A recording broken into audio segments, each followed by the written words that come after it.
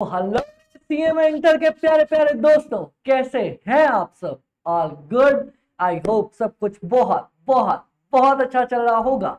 अरे भाई भाई भाई, समझ गए इतना जोश वोश एकदम सब कुछ समझ में आ रहा है। हो कौन यार? क्या कर रहे हो इतनी जोश में? पहले ये बताओ आप लोग, मैं सब बताने वाला हूँ। पहले आप लोग ये बताओ, सब कुछ बढ़िया अच्छा चल रहा है? दोस्ती यारी हंसी मजाक प्यार प्रेम मोहब्बत, आपका आपके घर वालों के साथ रिश्ते और आपकी पढ़ाई, सब कुछ स्मूथ जा रहा है? हाँ जी अमित भाई, जा तो रहा है। अब ये बता दो आप कौन हो, क्या चल रहा है? बताता हूँ। ये देखो, सब कुछ डिटेल में कवर करेंगे। भाई आप हो कौन? देखो, आई एम सीए अमित शर्मा। बस अभी मेरे बारे में इतना जानो। और भाई इधर क्या कर रहे हो? मैं सीए इंटर के लिए पढ़ाता हूं कॉस्ट, फाइनेंशियल मैनेजमेंट और स्ट्रेटेजिक मैनेजमेंट। और ये दोनों पेपर मेरी मोहब्बत है। और किसी ने बताया ना सर आपकी मोहब्बत ना सीएमए इंटर में भी अवेलेबल है। मैंने बोला क्या बात कर रहे हो? बोलते हैं हाँ, सीएमए इंटर में भी 2 पेपर्स अवेलेबल होते हैं, in fact 3। Cost accounting okay, financial management data analytics okay, और उसके साथ साथ मैनेजमेंट अकाउंटिंग। मैंने बोला यार ये तो बहुत बढ़िया बात है। तो हम अपनी मोहब्बत ढूंढते ढूंढते सीएमए इंटर में आए हुए हैं। अमित भाई क्या बात कर रहे हो? चलो सब कुछ डिटेल में कवर करेंगे, लेकिन एक एक करके स्टार्ट करते हैं। ओके, एक बात मेरे को बता दो जी अमित भाई, अगर कुछ भी, अगर आपको कोई भी जर्नी स्टार्ट करनी होती है, क्या मैं आपसे एक सवाल पूछ सकता हूँ? भाई मिलते ही सवाल, थोड़ा तो दोस्ती वोस्ती बढ़ाओ यार, थोड़ी थोड़ी तो बातचीत करो। सबसे पहले बताओ, अगर कभी भी आप अपनी जर्नी स्टार्ट करते हो, कौन सी कुछ चीजें हैं जो आपको पता होनी चाहिए? बता दो जर्नी के स्टार्ट होने से पहले। अमित भाई अपन तो अज्यूम करते ना, मैं हमेशा ऐसा सोच के चलता हूँ कि देखो, आपको जो सबसे पहली चीज पता होनी चाहिए वो ये पता होनी चाहिए कि सर आपको जाना कहाँ है, आपकी एंड डेस्टिनेशन कौन सी है।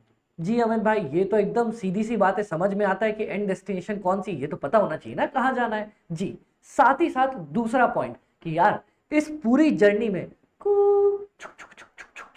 पूरी जर्नी में आप अकेले जाने वाले हो, दोस्तों का साथ होने वाला है, कौन बडी होने वाला है? तो सेकंड, आप किसके साथ जर्नी करने वाले हो? क्या कोई आपका बडी अवेलेबल है क्या आपके साथ इस पूरी जर्नी पे? और थर्ड मोस्ट इंपॉर्टेंट बात कि यार इस पूरी जर्नी में मेरे को क्या क्या देखने को मिलने वाला है, कौन सी उतार कौन सी चढ़ाव, उल्टा बना दिया, कौन सी उतार कौन सा चढ़ाव, कौन सा उतार कौन सा चढ़ाव, कौन सा अप्स एंड डाउन, और क्या क्या सीखने को मिलने वाला है, क्या ये है? हाँ अमित भाई ये 3 पॉइंट तो है। अब आगे बोलो, आगे देखो। क्या मैं बोल सकता हूं कि आपकी सीएमए की जर्नी भी कुछ इसी तरह से बेस्ड है? क्या क्या क्या ये हुआ क्या? देखो, आपका एंड गोल क्या है भाई? एंड गोल एक ही है, सीएमए बनना है। सीएमए बनने का अपना गोल लेके चले, चलो ठीक है। क्या मैं आपको ये बोल सकता हूं कि आपका जो एंड गोल है कि आपको सीएमए बनना है, वो करने के लिए आपको सीएमए फाइनल्स क्लियर करना पड़ेंगे? जी अमित भाई सीएमए फाइनल्स क्लियर करने पड़ेंगे।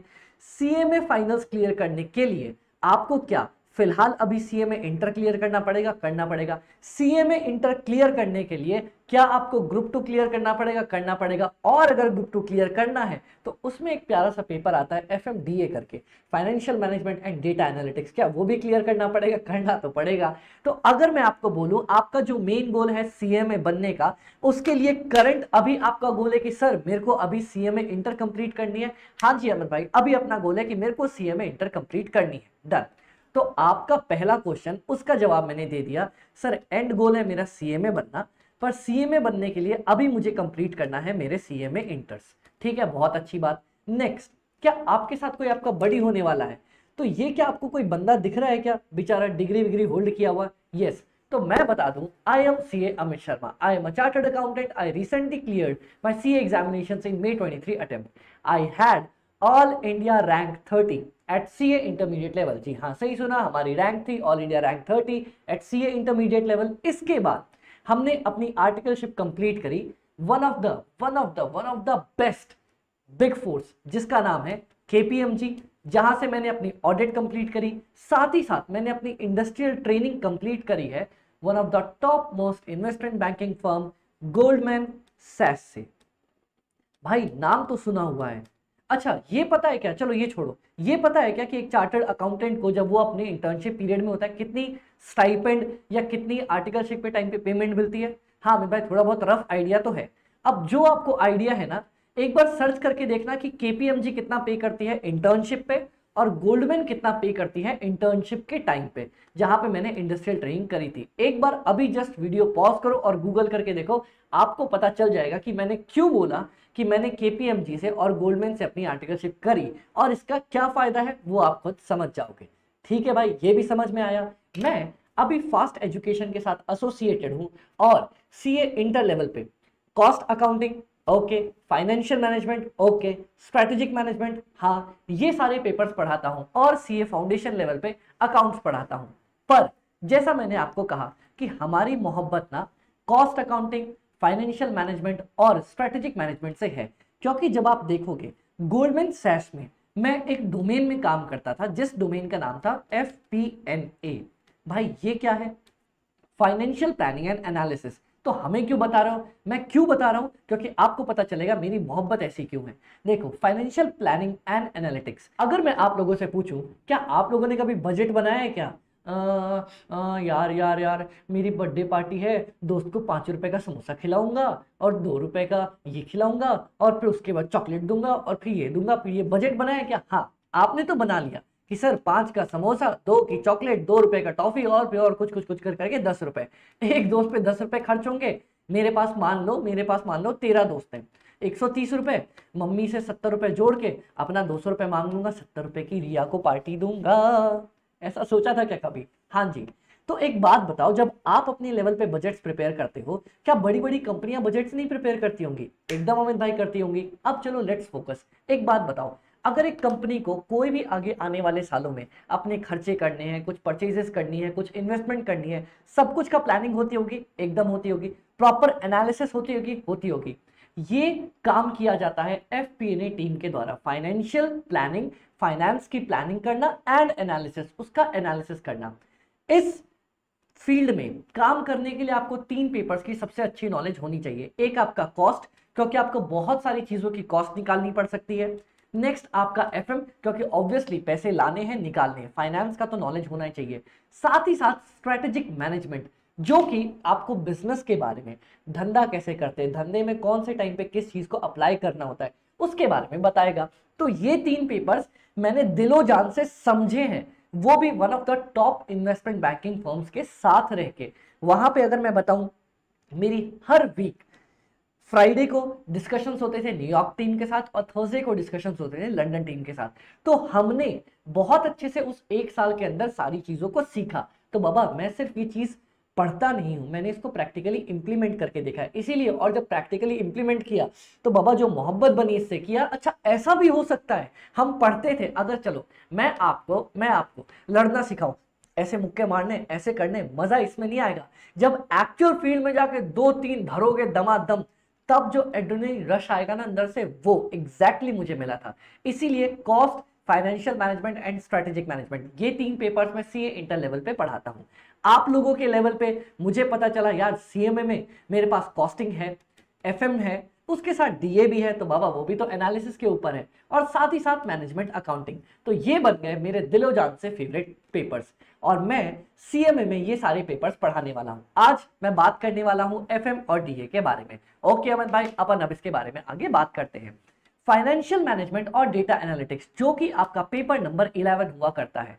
अभी आपको मैंने कुछ टाइम पहले वीडियो रिकॉर्ड करी थी पेपर नंबर 8 के लिए, कॉस्टिंग के लिए भी। हाँ जी अमित भाई, तो वो सब्जेक्ट्स भी हमारे पास फास्ट एजुकेशन पे सीएमए इंटर के लिए अवेलेबल है। सिमिलरली आज से हमारे पास फाइनेंशियल मैनेजमेंट बोलता हूं, सीएमए इंटर का paper number 11 financial management and data analytics, ये पेपर भी हमारे पास अवेलेबल होने वाला है। ओके अमित भाई, क्या बात है। डन। तो मैंने अपने बारे में बताया, और मैंने बताया कि मैं ये पेपर्स पढ़ाता हूं और ये पेपर्स क्यों पढ़ाता हूं। क्योंकि मेरी मोहब्बत है यार। चलो अब नेक्स्ट, आपका तो आपको पॉइंट्स पता चल गया कि अमित भाई एंड डेस्टिनेशन सीएमए बनना, उसके लिए सीएमए इंटर क्लियर करना। सेकंड, कोई बड़ी, क्या आप अकेले जर्नी करने वाले हो? अरे ना बाबा, जिस दिन, बहुत लोग होता है कि भाई क्लास खत्म रिश्ता खत्म, ठीक है, एग्जाम खत्म रिश्ता खत्म, ना, मेरा रिश्ता है जिस दिन तक आप सीएमए क्लियर करके सीएमए बन नहीं जाते, उसके बाद भी अगर आपका मन है कि अमित भाई के साथ दोस्ती रखनी है तो रखेंगे अपन, और अपनी दोस्ती फॉरएवर तक कंटिन्यू होने वाली है। मेरे पास बहुत सारे बडीज हैं जिनके आज पेपर है, 2 बजे से, और वो मेरे को 11:30 12:30 लास्ट मैसेज 1 बजे तक भी कनेक्टेड थे, और मैंने 1 बजे तक भी उनके डाउट्स सॉल्व किए। हाँ जी अमित भाई, तो मेरा कनेक्शन आपके साथ कुछ ऐसा होने वाला है कि आपके सीएमए इंटर के पेपर्स क्लियर करके देने की जिम्मेदारी मेरी है। अगर आप मेरे साथ हो तो बाबा टेंशन मतलब, पूरा क्लियर कराने की जिम्मेदारी मेरी। तो मतलब आपके साथ आपके अमित भाई। अच्छा अमित भाई एक बात बता दो यार, साथ ही साथ आप इतनी बार बोल रहे हो ये अमित भाई, हम तो सर्वर बोला करेंगे ना। देखो मैं आपको सबसे पहले बता दूं मेरी क्लास के रूल्स। मैं अपनी क्लास के रूल्स क्लियर रखता हूं हमेशा, कि मेरे को कोई भी सर नहीं बोलता, मेरे जितने भी बडीज है मेरे को सर कोई भी रेफर नहीं करता। मैं आपके पास 2-3 ऑप्शंस दिया करता हूं। जब आप आगे अपने पीरियड में जाओगे, अपनी आर्टिकलशिप देखोगे, कॉर्पोरेट्स में काम करोगे, वहां पे सर या मैम नाम का कोई भी कंसेप्ट नहीं चला करता है। तो आपके पास 3 ऑप्शंस है। आप मुझे नाम से बुला सकते हो, डायरेक्ट बोल सकते हो, कोई दिक्कत की बात नहीं है। हाँ पर बहुत लोग होते हैं यार अमित, अरे यार ठीक है, वो रिस्पेक्ट आप खुद समझदार हो कि किस लेवल की रिस्पेक्ट मेंटेन रखनी है, तो आप बोल सकते हो हाँ जी अमित वर्ड यूज कर सकते हो। साथ ही जो लोग कॉमन यूज करते हैं, अमित भाई मेरे को बोला करते हैं, या फिर अमित भैया मेरे को बोला करते हैं, कोई दिक्कत की बात नहीं है। आपको जो यूज करना है, मेरे सारे बडीज कॉमनली मेरे को ए भी बोला करते हैं अमित भाई। एक है वो सीनियर बच्चन, आए बोल बोल बोल बोल बच्चन, और एक है हम यहाँ पे जूनियर ए भी। डन, चलो तो ये बात क्लियर रखना कि आप कभी भी कोई भी डाउट्स पूछो मुझसे तो हमेशा अमित भाई बोल के रेफर करना। सर्वर की कोई दिक्कत नहीं है यार, अपन बडीज है ना। क्योंकि देखो मैंने ये चीज तो समझ ली, जब भी हम सर वाला कंसेप्ट लेके चलते हैं ना, अगर आपकी कोई छोटी और सिली डाउट्स होती है जो आपको लगता है अरे यार ये तो छोटी सी डाउट्स है, आप वो डाउट पूछने में हिचकिचाते हो, लगता है यार पूछूंगा बेइज्जती कर दी तो, डांट दिया तो। अरे ना बाबा, आप कभी भी अपने बड़े भाई से कुछ पूछने में शर्माते हो क्या? ना, जो मने बेधड़क बिंदास वो पूछो। एग्जैक्टली इसीलिए मैं खुद को भाई बोलता हूं कि यार एक समझो कि कोई आपका बड़ा भाई है आपके पास, उनसे जो भी डाउट्स पूछनी है, जिस भी लेवल की, जिस भी सब्जेक्ट से। सिर्फ ये नहीं कि भाई कॉस्ट नहीं समझ में आ रहा, एफएमडीए समझ में नहीं आ रहा, भाई ग्रुप 2 का समझ में नहीं आ रहा कैसे करूं, ग्रुप 1 की पढ़ाई नहीं हो पा रही कैसे करूं, भाई 2 ग्रुप दूं या 1 ग्रुप दूं, भाई पर्सनल लाइफ में थोड़ी दिक्कत चल रही है, भाई मैडम है अपनी वो गुस्सा हो गई है, क्या करूं। जो भी डाउट्स हो आप अपने बड़े भाई से पूछ सको, आप आराम से मुझसे पूछ सकते हो, कोई दिक्कत की बात नहीं है। तो आपकी इस इंटायर जर्नी में आपके साथ ये प्यारा सा बंदा खड़ा दिख रहा है, वो हमेशा आपके साथ रहेगा। डन अमित भाई। Last but not the least, आखिरी क्वेश्चन, सर मेरे को इस पूरी जर्नी में क्या क्या देखने को मिलने वाला है? देखो इसके लिए मुझे आपको पूरे कोर्स की डिटेल्स देनी पड़ेंगी। ओके चलो मैं एक एक करके आपको डिटेल्स देता हूं। सबसे पहले ये जो हमारा कोर्स होने वाला है, ये 150 आवर्स से लेके 160 आवर्स तक होगा। मैक्सिमम 160 इससे ऊपर जाएगा ही नहीं, बट मैं ट्राई करूंगा 150 घंटे के अंदर आपकी पूरी एफएमडीए खत्म कर दूं। भाई हो सकता है क्या, अरे मजा ले जो ना हो पाए, इतना इंटरेस्टिंग बना दूंगा मैं ये पेपर कि आप बार बार, आपको पढ़ना होगा कोई और पेपर, आप उसको बंद करके मेरा पेपर खोल दोगे, अरे अमन भाई मजा आ रहा है, आपका पेपर पढ़ने में मजा आ रहा है। इस हिसाब से मैं पढ़ाया करता हूं कि यार बार बार मैं बोलता हूं कि सर आपको कोई जरूरत नहीं है कि मेरा पेपर जबरदस्ती पढ़ने की, जब आप पढ़ पढ़ के बोर हो रहे होगे ना, तब आप मेरा पेपर खोला करोगे। क्या बात कर रहे हो, और क्यों, वो भी मैं आगे बताने वाला हूं। तो हमारी क्लासेस 75 डेज मतलब 75 लेक्चर्स, 2 घंटे ईच, 150 से 160 घंटे की होंगी। मैं पूरा ICMAI का कवरेज करवाने वाला हूं। सीए इंटर में रैंक होल्डर था तो मुझे पता है कि बाबा स्टडी मैट का कवरेज कराना कितना इंपॉर्टेंट होता है, तो इसीलिए साथ के साथ पूरा स्टडी मैट कवर कराया जाएगा। इसके साथ आपको यूनिट टेस्ट और फुल टेस्ट भी मिला करेंगे। तो अमित भाई ये चेक वेक का क्या सीन है, आपको पेपर मिलेगा, साथ में उसका सॉल्यूशन मिलेगा, तो आपको जो भी आप अपना पेपर बना के चेक कर सकते हो, और जहां पे भी डाउट्स हो बोल सकते हो अमित भाई यार ये समझ में नहीं आ रहा। मैं हमेशा आपके पास अवेलेबल होता हूं चीजें समझाने के लिए, कैसे वो भी आगे आने वाला है, बताने वाला हूं। अब देखो कोर्स के बारे में समझ गए, मैं आपको मटेरियल के बारे में बता देता हूं क्या क्या मिलने वाला है। हैंड रिटन नोट्स, अमित भाई पता चल रहा है, वो क्या करोगे ना, एफएम में तो वैसे हमने कभी नोट्स वाला कंसेप्ट तो सुना नहीं, एफएम में कभी नोट्स वाली कंसेप्ट सुनी है क्या? नहीं सुनी, चलो मैं बताता हूं। आप क्या करोगे, वो नोट वोट को प्रिंट करा के दे दोगे। रुक जाओ सबर करो, मेरे को दिखाने तो दो यहाँ पे चीजें। ओके ये देखो आपके अमित भाई का हैंड रिटन नोट्स। भाई ये क्या सुंदर सी किताब क्या दिख रही है। देखो कभी ये सोचो अगर आपका फैकल्टी खुद स्टूडेंट बन जाए और तब नोट्स बनाए, कैसे नोट्स बनेंगे, वही शानदार नोट्स मैंने यहाँ पे बना रखे हैं। बोले तो अमित भाई देखो पूरी मैंने प्रॉपर एनालिसिस करके जितना शॉर्ट में मैं कवर कर सकता था पूरा ICMAI के कंटेंट को मैंने कवर कर रखा है, और आपकी की पूरी बुक सिर्फ 85 पेजेस के अंदर कवर कर रखी है। मतलब सारा FM, सारा का सारा FM 85 पेजेस के अंदर कवर्ड है, और इसमें जितना कुछ आप देखना चाहो सब कुछ मैंने अपने हाथों से लिख के कवर करके आपके लिए बना रखा है। तो कभी भी रिवाइज करनी हो, हम फर्स्ट टाइम पढ़ेंगे इसी से पढ़ेंगे, रिवीजन करेंगे इसी से करेंगे, अपने जो एग्जाम्स होंगे इससे देंगे, इसी से देने वाले, सब कुछ आप इसी से देने वाले हो। और ये प्रॉपर कलर्ड इसी फॉर्मेट में आपको प्रिंट होके मिलने वाली है। जैसे CA स्टूडेंट्स को मिलती है वैसे आप लोगों को भी मिलेगी, प्रॉपर कलर्ड फॉर्म में प्रिंट होने के साथ साथ। वाह अमित भाई यार मजा आ गया, ये तो बड़ी शानदार सी चीज है। अब सुनो इसके आगे। मैं जब अपनी नोट से पढ़ाया करता हूँ ना, मैं एक बात हमेशा बोल के चलता हूँ, टेंशन मत लो, 40 से 50% ऑफ द पार्ट्स आपको सिर्फ इस नोट से पढ़ के खत्म हो जाएगा। क्या क्या क्या क्या क्या मतलब मैं ये कहना चाहता हूँ कि अगर आपने एक बार ये नोट्स रेफर कर लिए, कोई जरूरत नहीं है इसके बाद कोई भी और नोट्स रेफर करने की। क्यों अमित भाई? क्योंकि आपके जितने भी कंटेंट में हो सकता था मैंने सारे कवर किए। और एक बात याद रखो, कभी भी कितना भी टफ पेपर हो जाए, ICMAI हमेशा अराउंड 40 से 50% ऑफ द पेपर कंसेप्ट के बुक पे ही पूछा करता है, कंसेप्ट्स के बेसिस पे। तो अगर आपने डायरेक्ट कंसेप्ट पढ़ी है तो आप बना पाओगे। और मैं गारंटी लेता हूं कि अगर आपने ये बुक अच्छे से कर रखी है, कंसेप्ट नोट्स खत्म कर रखे हैं, आपके 40 से 50% ऑफ द मार्क्स कहीं पे भी नहीं गए, आप इजिली स्कोर कर सकते हो। तो मेरे बड़ी हो और फेल होने की प्रॉब्लम है तो ऐसा तो बाबा कभी हो ही नहीं सकता। मेरे बड़ी को फेल होने की प्रॉब्लम नहीं होती। पूछो क्यों? क्योंकि बाबा हम 0 से 50 इस रेंज में तो डिस्कस ही नहीं करते, ये तो हमारी कंसेप्ट बुक ही संभाल लेती है। 50+ आपको जब जाना है हम वहां से अपनी पढ़ाई स्टार्ट करते हैं। 0 to 50 तो डन है बाबा, वो तो इजी है, कोई दिक्कत नहीं आएगी उसमें। अब भाई एक बात बताओ, नेक्स्ट आप क्या देने वाले हो? आपको हैंड रिटन नोट्स के साथ मिलने वाला है ready to go question bank. भाई ये क्या है ready to go question bank? मतलब एक बार आपने कंसेप्ट नोट्स पढ़ा, पढ़ लिया, उसके बाद कोई भी क्वेश्चन हो, कोई भी क्वेश्चन पास्ट ईयर का कहीं से भी, मजाल नहीं हो सकता कि आपसे वो क्वेश्चन ना बने, पक्का पक्की आपसे वो क्वेश्चन बनने ही वाला है। इसीलिए now you are ready to go and solve each and every question जो हमने अपनी बुक का नाम दे रखा है। तो अगर आपको अब 50 से जंप करके 50 से 80% वाले मार्क्स के क्राइटेरिया में पहुंचना है तो आपको ये बुक सॉल्व करनी पड़ेगी। पता है भाई, वो वापस प्रिंटेड काली पीली किताब और क्वेश्चन और सॉल्यूशन के साथ दे दोगे। रुक जाओ, सब्र करो, ये देखो, ये है हमारी एडवांस्ड पूरी की पूरी क्वेश्चन बैंक। इसमें क्या होने वाला है? अरे देख लो देख लो देख लो, हमने पूरी क्वेश्चन बैंक को फर्स्ट टाइम, मैं क्या बोल रहा हूं, फर्स्ट टाइम, ध्यान से सुनना, पूरी क्वेश्चन बैंक को, अरे चल जा भैया चल जा, हमने कलर्ड फॉर्म में बना रखा है। क्या क्या क्या क्या क्या क्या क्या क्या बात कर रहे हो भाई, क्या बात कर रहे हो? पूरी क्वेश्चन बैंक को हमने कलर्ड फॉर्म में बना रखा है। ये देखो, जितने भी चैप्टर्स हैं सारे के सारे चैप्टर्स हमने कलर्ड फॉर्म में आपको दे रखे हैं। ये देखो, हर एक चैप्टर अलग अलग कलर्स में मिलेगा। तो मतलब वो काली पीली किताबों से तो छुटकारा ही हो गया, बिल्कुल भी टेंशन लेने की जरूरत ही नहीं पड़ेगी कि भाई क्या करें, ऐसा बोर हो जाते हैं, बनाते बनाते पढ़ते पढ़ते बोर हो जाते हैं, समझ में नहीं आता। ये देखो, सब कुछ आपको एक ही फॉर्म में मिलने वाला है। हाँ अमित भाई ये तो बड़ा शानदार सा चीज है, बहुत अच्छी चीज दिख रही है।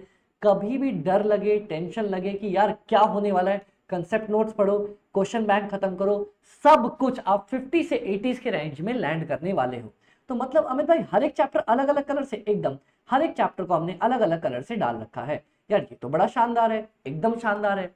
अब देखो, इन सब के बाद अगर आपको बोलोगे अमित भाई 80s नहीं, मेरे को तो 90s की रेंज में आना है, तो हम आपको सिमिलरली कलर्ड थ्योरी और एमसीक्यू बुक देने वाले हैं जिसमें हमने पूरे कंसेप्ट्स और एमसीक्यूज को कवर कर रखा है, वो भी कलर्ड फॉर्मेट के अंदर। भाई ये तो बड़ा शानदार है ना यार। तो अब एक आप बात बताओ, कोई अगर आपसे बोलता है कि फाइनेंशियल मैनेजमेंट बहुत ज्यादा ना टफ पेपर है, बहुत ज्यादा बोर हो जाते हैं, मैथ से इतनी दिमाग का दही, दही की लस्सी, लस्सी की छाछ हो जाती है, तो टेंशन मत लो, आपके अमित भाई आज से आपके साथ हैं। और हम बहुत शानदार तरीके से, जैसे सीए इंटरमीडिएट के स्टूडेंट्स के लिए मैंने मक्खन किया है, आपके लिए और मक्खन तरीके से मैं लेके आऊंगा। क्यों? क्योंकि अब तो हम और एडवांस हो चुके हैं। जैसे जैसे एक टीचर अपनी लाइफ में ग्रो करता है वैसे वैसे वो और एडवांस होता जाता है। क्यों? क्योंकि कंसेप्ट्स उसके दिमाग में और रिफाइन होती जाती हैं, और रिफाइन होती जाती हैं। तो आपके लिए तो और मैं बेस्ट मॉडल लेके आया हूँ। ओके अमित भाई, समझ में आता है, समझ में आता है, बहुत अच्छे। तो आपको मेरी पूरी बैच की डिटेल्स मिल गई। अब भाई एक चीज और बता दो, जब भी हमें डाउट होता है, आप हमारे सामने तो बैठे नहीं हो, आप तो कैमरे के उस तरफ बैठे हो, एकदम सही बात है आपकी, तो हम डाउट्स कैसे लेंगे? आपको कभी भी कोई भी डाउट्स आए, सबसे पहला काम तो ये देखो, हमारा टेलीग्राम चैनल है fast cost FM by AB। आपको जब भी कोई भी डाउट्स लगे, सबसे पहले तो इस चैनल को ज्वाइन कर लो। आपको जो भी डाउट्स हो, मैं जितने भी नए वीडियोस होते हैं, नोट्स होते हैं, अपडेट्स होते हैं, कुछ भी आपको समझाना होता है, बताना होता है, इंफॉर्मेशन देनी होती है, मैं सबसे पहले अपने टेलीग्राम चैनल पे अपलोड करता हूं। तो फटाफट से अभी जाओ और इसको ज्वाइन करो। उसके साथ साथ अगर आप ये वीडियो यूट्यूब पे देख रहे हो तो गाइस, वो नीचे लाल सा बटन दिख रहा है, हाँ, धमाल मूवी में नहीं दबाना था, यहाँ पे दबाना है, वो लाल बटन दबाओ। इंफॉर्मेशन मिलेगी आगे आने वाली सारी वीडियोस की, जो भी रिविजन्स आपके लिए, एग्जाम से पहले जितनी भी चीजें लाऊंगा सब मिलेंगी। इसके अलावा अगर आपको लगता है कि अमित भाई बहुत इंपॉर्टेंट डाउट है, मेरे को समझ ही नहीं आ रहा, तो ये मेरा पर्सनल व्हाट्सएप नंबर है। अगर आप अभी मेरे को मैसेज करते हो तो मेरे को जस्ट इस पे मैसेज मिलने वाला है। ये मेरा पर्सनल नंबर है, ऐसा नहीं कि मेरी टीम संभालती है, कुछ भी ना, आप मैसेज करोगे मुझे मिलेगा। तो this is my personal WhatsApp number, जो भी डाउट हो आप मुझसे पूछ सकते हो। और इन सब के अलावा कभी लगे अमित भाई चिट चैट करनी है, मस्ती मजाक करना है, तो ये मेरा इंस्टाग्राम है, आप यहाँ पे मुझे ज्वाइन कर सकते हो। बिलीव मी गाइस, जो भी डाउट्स हो, जैसी भी डाउट्स हो, सेम डे डाउट का रिजोल्यूशन आपको मिल जाता है। कई बार ऐसा होता है, आपने डाउट पूछा, फोन मेरे हाथ में होता है, मैं हाथों हाथ रिप्लाई कर देता हूं, आपको 2 मिनट 5 मिनट के अंदर रिप्लाई मिल जाएगा। क्योंकि अगर मैं रिकॉर्ड नहीं कर रहा हूं अपनी क्लासेस को, और या फिर मैं फाउंडेशन की क्लासेस नहीं ले रहा हूं, फोन मेरे हाथ में होता है, आपको हाथों हाथ रिप्लाई मिल जाता है। तो चलो अमित भाई, इतना आपके बारे में, कोर्सेज के बारे में हमें सब कुछ पता चला। अब जरा एक बार आप ये बताओगे, हाँ क्या, कि इस पूरे इंटायर कोर्सेज में क्या होने वाला है हमारे साथ एग्जैक्टली। अब मैं आपको ये बताने वाला हूं कि आपका जो FMBA का सिलेबस है, एंटायर सिलेबस है, वो है क्या, कैसा है, क्या पढ़ना है, क्या देखना है, कैसे नहीं देखना है। और साथ ही साथ मैं आपको ये भी बताऊंगा, आपको जो भी दुनिया में ये आदमी बोले भाई फाइनेंस तो बहुत भारी पेपर होता है, स्टूडेंट लाइफ में पहली बार पढ़ता है, it is a very tough paper, ना बाबा, उनको बोलो बाय बाय टाटा, आपने अमित भाई से पढ़ाई नहीं करी। क्यों? क्योंकि गाइस, FM ऐसा पेपर है ना जो आप फर्स्ट डे से अपनी लाइफ में करते आ रहे हो। कैसे अमित भाई, कैसे? चलो मैं बताता हूँ। क्या कभी भी आपने अपनी लाइफ में अपने लिए बजट्स नहीं बनाए कि यार मेरे को इतना खर्चा करना है, ये करना है, वो करना है? हाँ मेरे भाई, अपन ने तो अपनी लाइफ में बजट्स बनाए हैं। एक बात बताओ, क्या जब आपको पैसे मिलते थे आप ये नहीं सोचते थे यार कितना पैसा खर्च करूं, कितना पैसा सेव करूं? एकदम अमित भाई, अपन ये सोचते थे मेरा काम बस इतना है, उन सारी कंसेप्ट्स को इकट्ठा करके फॉर्मूले के फॉर्म में आपको समझा देना, और कुछ भी मेरा काम नहीं है। ऐसा नहीं है मैं कोई नई चीज जादू ले आऊंगा जो आपने कभी देखा नहीं होगा। सब कुछ देखा है, सुना है। मेरा काम है आपको रिवाइज करवा के एक जगह कंसोलिडेट करके एक प्रॉपर फॉर्म में आपको सबमिट करना। ओके अमित भाई, तो गाइस एक बात बता दो, सबसे पहले आपने मेरे कोर्सेज के बारे में जान लिया, आपने मेरे बारे में जान लिया। अब आपका एक काम है कि आप मेरे को अभी एक मैसेज करने वाले हो। मेरा व्हाट्सएप नंबर था ना, हाँ, क्या message? Hi AB, I am XYZ, जो भी आपका नाम है, एंड मैंने आपकी क्लासेस यूट्यूब पे देखी या लेक्चर में देखी, गूगल ड्राइव, पेन ड्राइव, जहां पे भी, एंड अब आप नेक्स्ट मेरे को रिव्यू देने वाले हो ये पूरी क्लास खत्म करने के बाद कि भाई आपकी क्लास अच्छी लगी, ठीक है, नहीं अच्छी लगी तो मैं पक्का सुनना चाहूंगा क्यों अच्छी नहीं लगी। क्यों? क्योंकि आने वाले बडीज के लिए इंप्रूव करूंगा ना। देखो, मैं यहाँ पे अपनी मोहब्बत पूरी करने आया हूँ, और मैं चाहता हूँ कि जो भी आप लोगों को अच्छा लगे, बुरा लगे, आप स्ट्रेट मेरे को बोल सको। पर व्हाट्सएप मैसेज करो और डायरेक्ट बोलो कि भाई ये चीज समझ में नहीं आई, या ये चीज अच्छी नहीं लगी, या ये चीज इंप्रूव कर सकते हैं। मेरे बहुत सारे बडीज मुझे बताते हैं कि भाई यहाँ पे अपन इंप्रूव कर सकते हैं क्या? मैं बोलता हूँ हाँ कर सकते हैं। अमित भाई ये लेक्चर आपने पढ़ाया, हमें समझ में आया, लेकिन इसको थोड़ा और डिटेल कर सकते हैं क्या? कर सकते हैं। तो आप मुझे बताओगे तो आगे आने वाले टाइम पे मेरे को पता रहेगा आप लोगों को आगे आने वाले लेक्चर्स में क्या क्या चाहिए, तो अपन वैसी चीजें प्लान करेंगे। जी अमित भाई, done done done done done. तो अब इन सब के बाद मैं आपको नेक्स्ट बताने वाला हूं कि हमारा पूरा कोर्सेज क्या है। आप मेरे बारे में जान चुके हो, मैं आपके बारे में पूछ चुका हूं, आप मुझे बताने वाले हो। नेक्स्ट अब हम सब मिलके इस पूरे कोर्स के बारे में जानते हैं। ओके डन गाइस, तो सबसे पहले ये देखते हैं हमारे पास कोर्स की डिटेल्स क्या क्या है, और उसके बाद हम आज अपना हल्का सा पार्ट पढ़ने की ट्राई करने वाले हैं कि बाबा इस चीज में हम आज जो इंट्रोडक्शन टू फाइनेंशियल मैनेजमेंट है वो पढ़ेंगे। अमित भाई पहले दिन ही पढ़ाओगे क्या? अरे हल्का सा इंट्रो, जान पहचान, बस इतनी से करने वाले हैं। डन डनाडन डनाडन डन। तो अगर मैं बात करता हूं आप लोगों के सिलेबस की, तो आ जाओ बाबा सीएमए इंस्टीट्यूट ने हमें क्या क्या दे रखा है। सबसे पहला आप लोगों का बोलता है कि सर एफएम का वेटेज है 80%। बहुत बढ़िया, मतलब मेरा प्रैक्टिकल तो भैया 80% के आसपास का है। और बिजनेस डेटा एनालिटिक्स है अराउंड 20% का। ठीक है भैया, ये भी समझ में आता है कि अराउंड 20% का वेटेज है। ठीक है ठीक है, done done done done done. लेकिन ये पूरा थ्योरी पेपर है तो 20% इसकी वेटेज है, पर थोड़ा बहुत इधर से भी थ्योरी हमारा उठ के आ सकता है। तो अगर मैं आपका एफएम के पेपर को ब्रेक करूं तो आपका प्रैक्टिकल पोर्शन बन जाता है वंस अगेन अराउंड 70% के आसपास का, और आपका थियोरिटिकल पेपर बन जाता है अराउंड, आर किधर गया भैया, थियोरिटिकल पेपर 30% के आसपास का। डन। अब अगर मैं आपको कंटेंट बताऊं तो सबसे पहला फंडामेंटल्स ऑफ फाइनेंशियल मैनेजमेंट। भैया फाइनेंशियल मैनेजमेंट बोलते किसको है, क्या क्या चीजें होती हैं। ठीक है, डन। उसके बाद institutions and instruments in financial market, ये भी हमारा थ्योरी पेपर है कि सर एफएम में एक्चुअली अगर मैं इंडिया की बात करूं, वर्ल्ड की बात करूं, क्या क्या चीजें चल रही है, कितनी मार्केट्स होती है, बहुत सारी प्यारी चीजें कवर करेंगे। टूल्स फॉर फाइनेंशियल एनालिसिस, आप एनालिसिस कैसे करते हो, इसमें आएगा आपके पास ratio analysis, cash flow analysis, ये बहुत सारी चीजें आएंगी। ठीक है बाबा। सोर्सेज ऑफ फाइनेंस, सर आप पैसा कहां से लेके आते हो और कैसे लेके आते हो, ये कवर करेंगे, करेंगे ना मिलके। इसके बाद कैपिटल बजटिंग, बाबा बाबा बाबा बाबा बहुत समझना, इंटरेस्टिंग, मोस्ट मेरा फेवरेट चैप्टर है। और अगर मेरा फेवरेट चैप्टर है ना तो समझ जाओ मैं कितने प्यार से पढ़ाने वाला हूं कि आप कोई भी प्रोजेक्ट, एक बात बताना, कहीं भी आप अपने पापा के साथ, अब आप इतने बड़े तो हो गए हो, एकदम कॉलर वॉलर ऊंची करके, हाँ भैया आपने फाउंडेशन निकाल लिया अपना एंट्रेंस, अब देखो, अब आप कॉलर ऊंची करके बोल सकते हो पापा घर में जो हम जमीन खरीदने जा रहे हैं, अब मैं सोच रहा हूं यहां नहीं वहां लगाए, इतने पैसे मिलेंगे। एक बात बताओ, क्या अब आप अपने पापा के साथ बैठ के, बी इट आप मेल हो या फीमेल हो, अब आप अपने पापा के साथ बैठ के डिस्कस करते हो कि पापा यहाँ पे इन्वेस्ट करेंगे तो अच्छा है, यहाँ पे करेंगे तो नहीं अच्छा है, इतने पैसे मिलेंगे। एग्जैक्टली बाबा, हम यही प्लान करते हैं कैपिटल बजटिंग में कि सर मैं यहां पैसे लगाऊं तो ज्यादा अच्छा ऑप्शन है, यहां लगाऊं तो ज्यादा अच्छा ऑप्शन है, ऑप्शन अच्छा क्या है, ये सारी चीजें अपन कवर करते हैं कैपिटल बजटिंग के अंदर।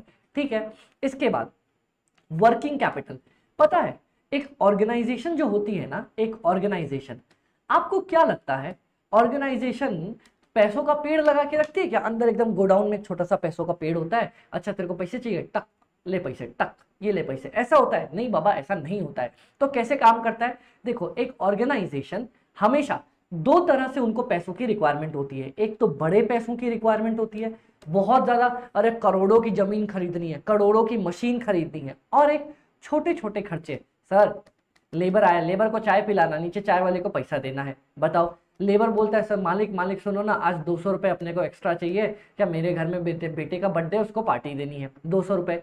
तो इन सब छोटे छोटे खर्चों के लिए भी अपने को पैसे चाहिए होते हैं। तो एक ऑर्गेनाइजेशन के पास दो तरह के खर्चे हो सकते हैं, बड़े खर्चे और छोटे खर्चे। छोटे खर्चों को अपन बोला करते हैं वर्किंग कैपिटल।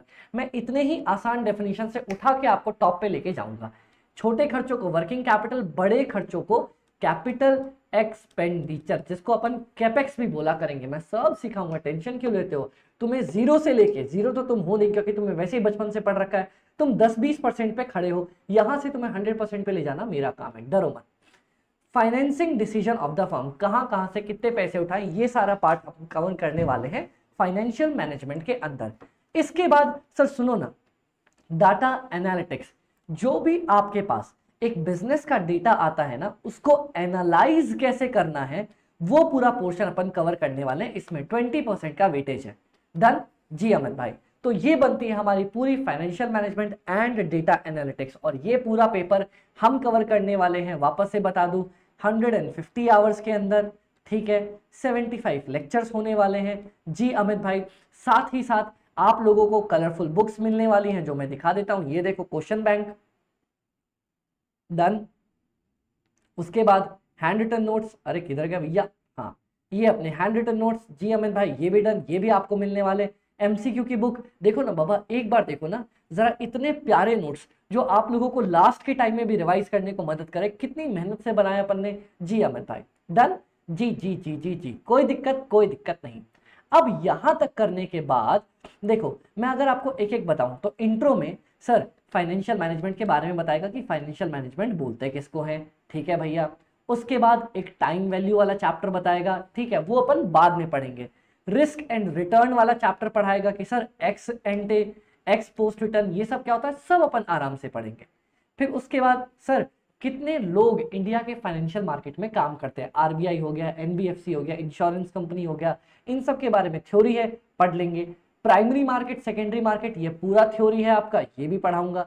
मनी मार्केट पूरा थ्योरी है, पढ़ाऊंगा। यहां से स्टार्ट होता है हमारा प्रैक्टिकल। सबसे पहला रेशियो एनालिसिस।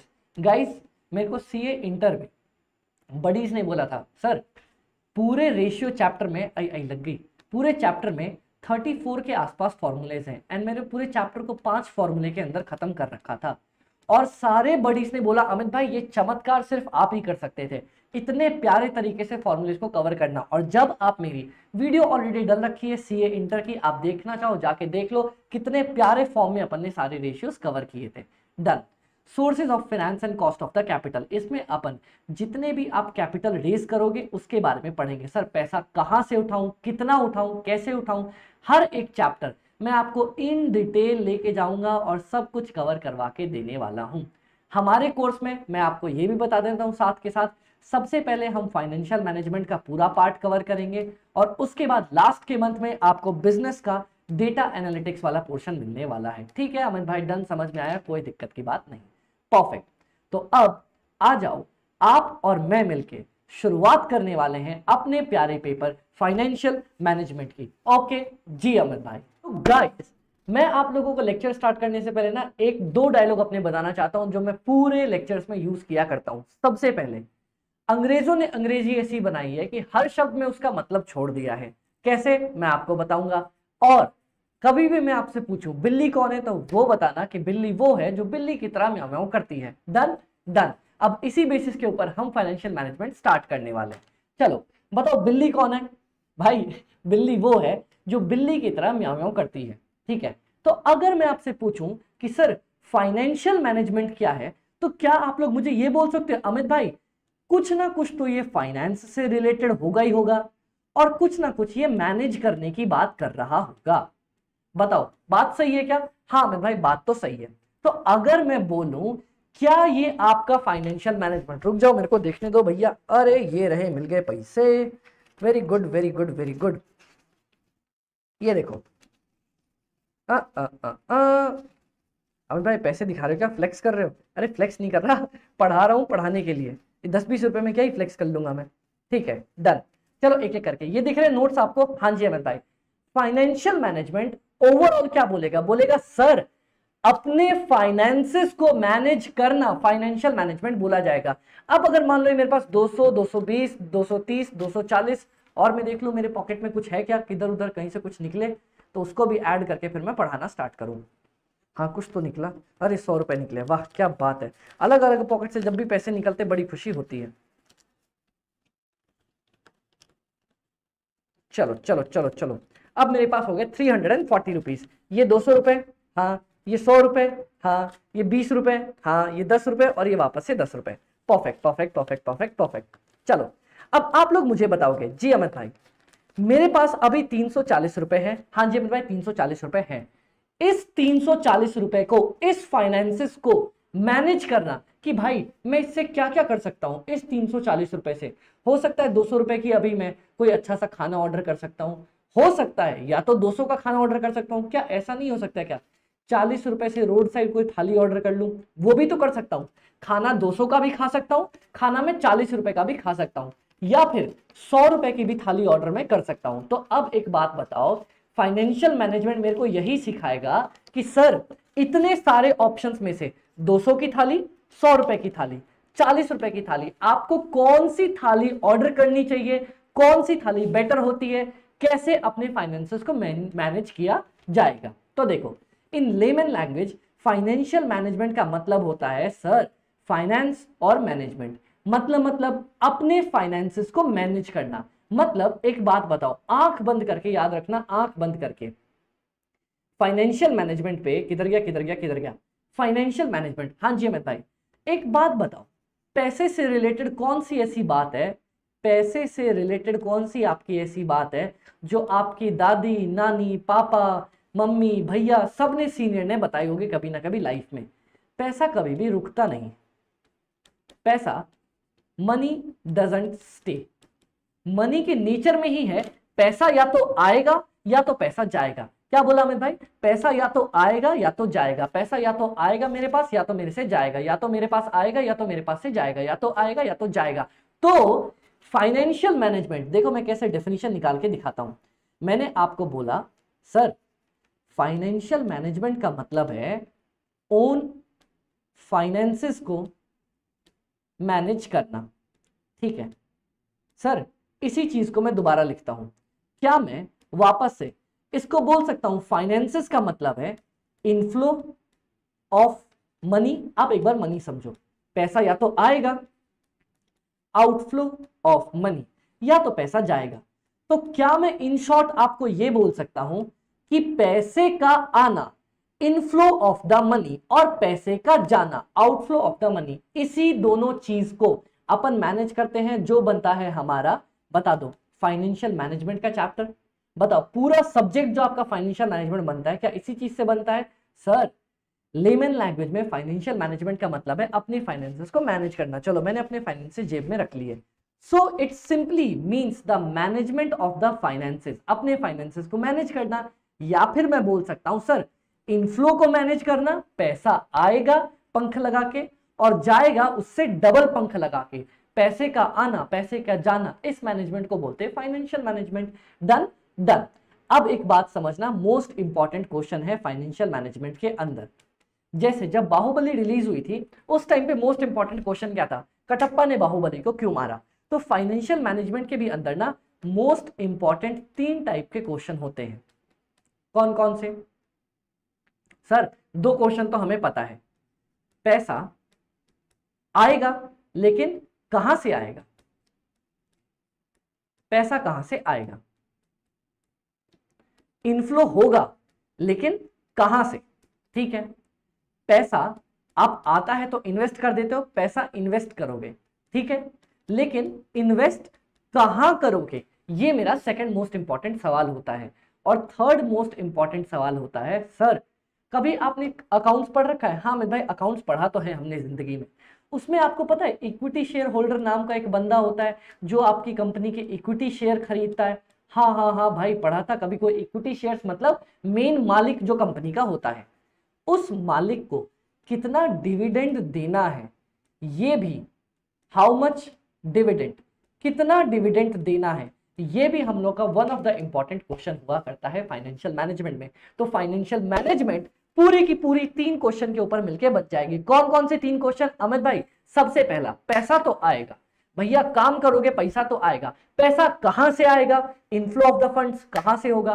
पैसा आप इन्वेस्ट कहां करोगे? आउटफ्लो ऑफ द फंड्स कहां होगा? और third most important question, dividend कितना बांटने वाले हो? ये 32 नहीं लिख रखा मैंने बाबा, ये मैंने क्वेश्चन मार्क डाल रखा है। कहां पैसा इन्वेस्ट करोगे और कितना डिविडेंड देने वाले हो?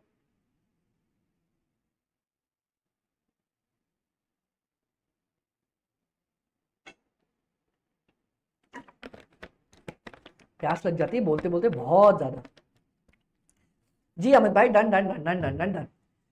हमारा यहाँ पे कंसेप्ट क्लियर। तो आप लोग मेरे को वापस से बता दोगे सर बिल्ली किसको बोलते हैं? बिल्ली बोलते हैं जो बिल्ली की तरह म्याऊ म्याऊ करती है।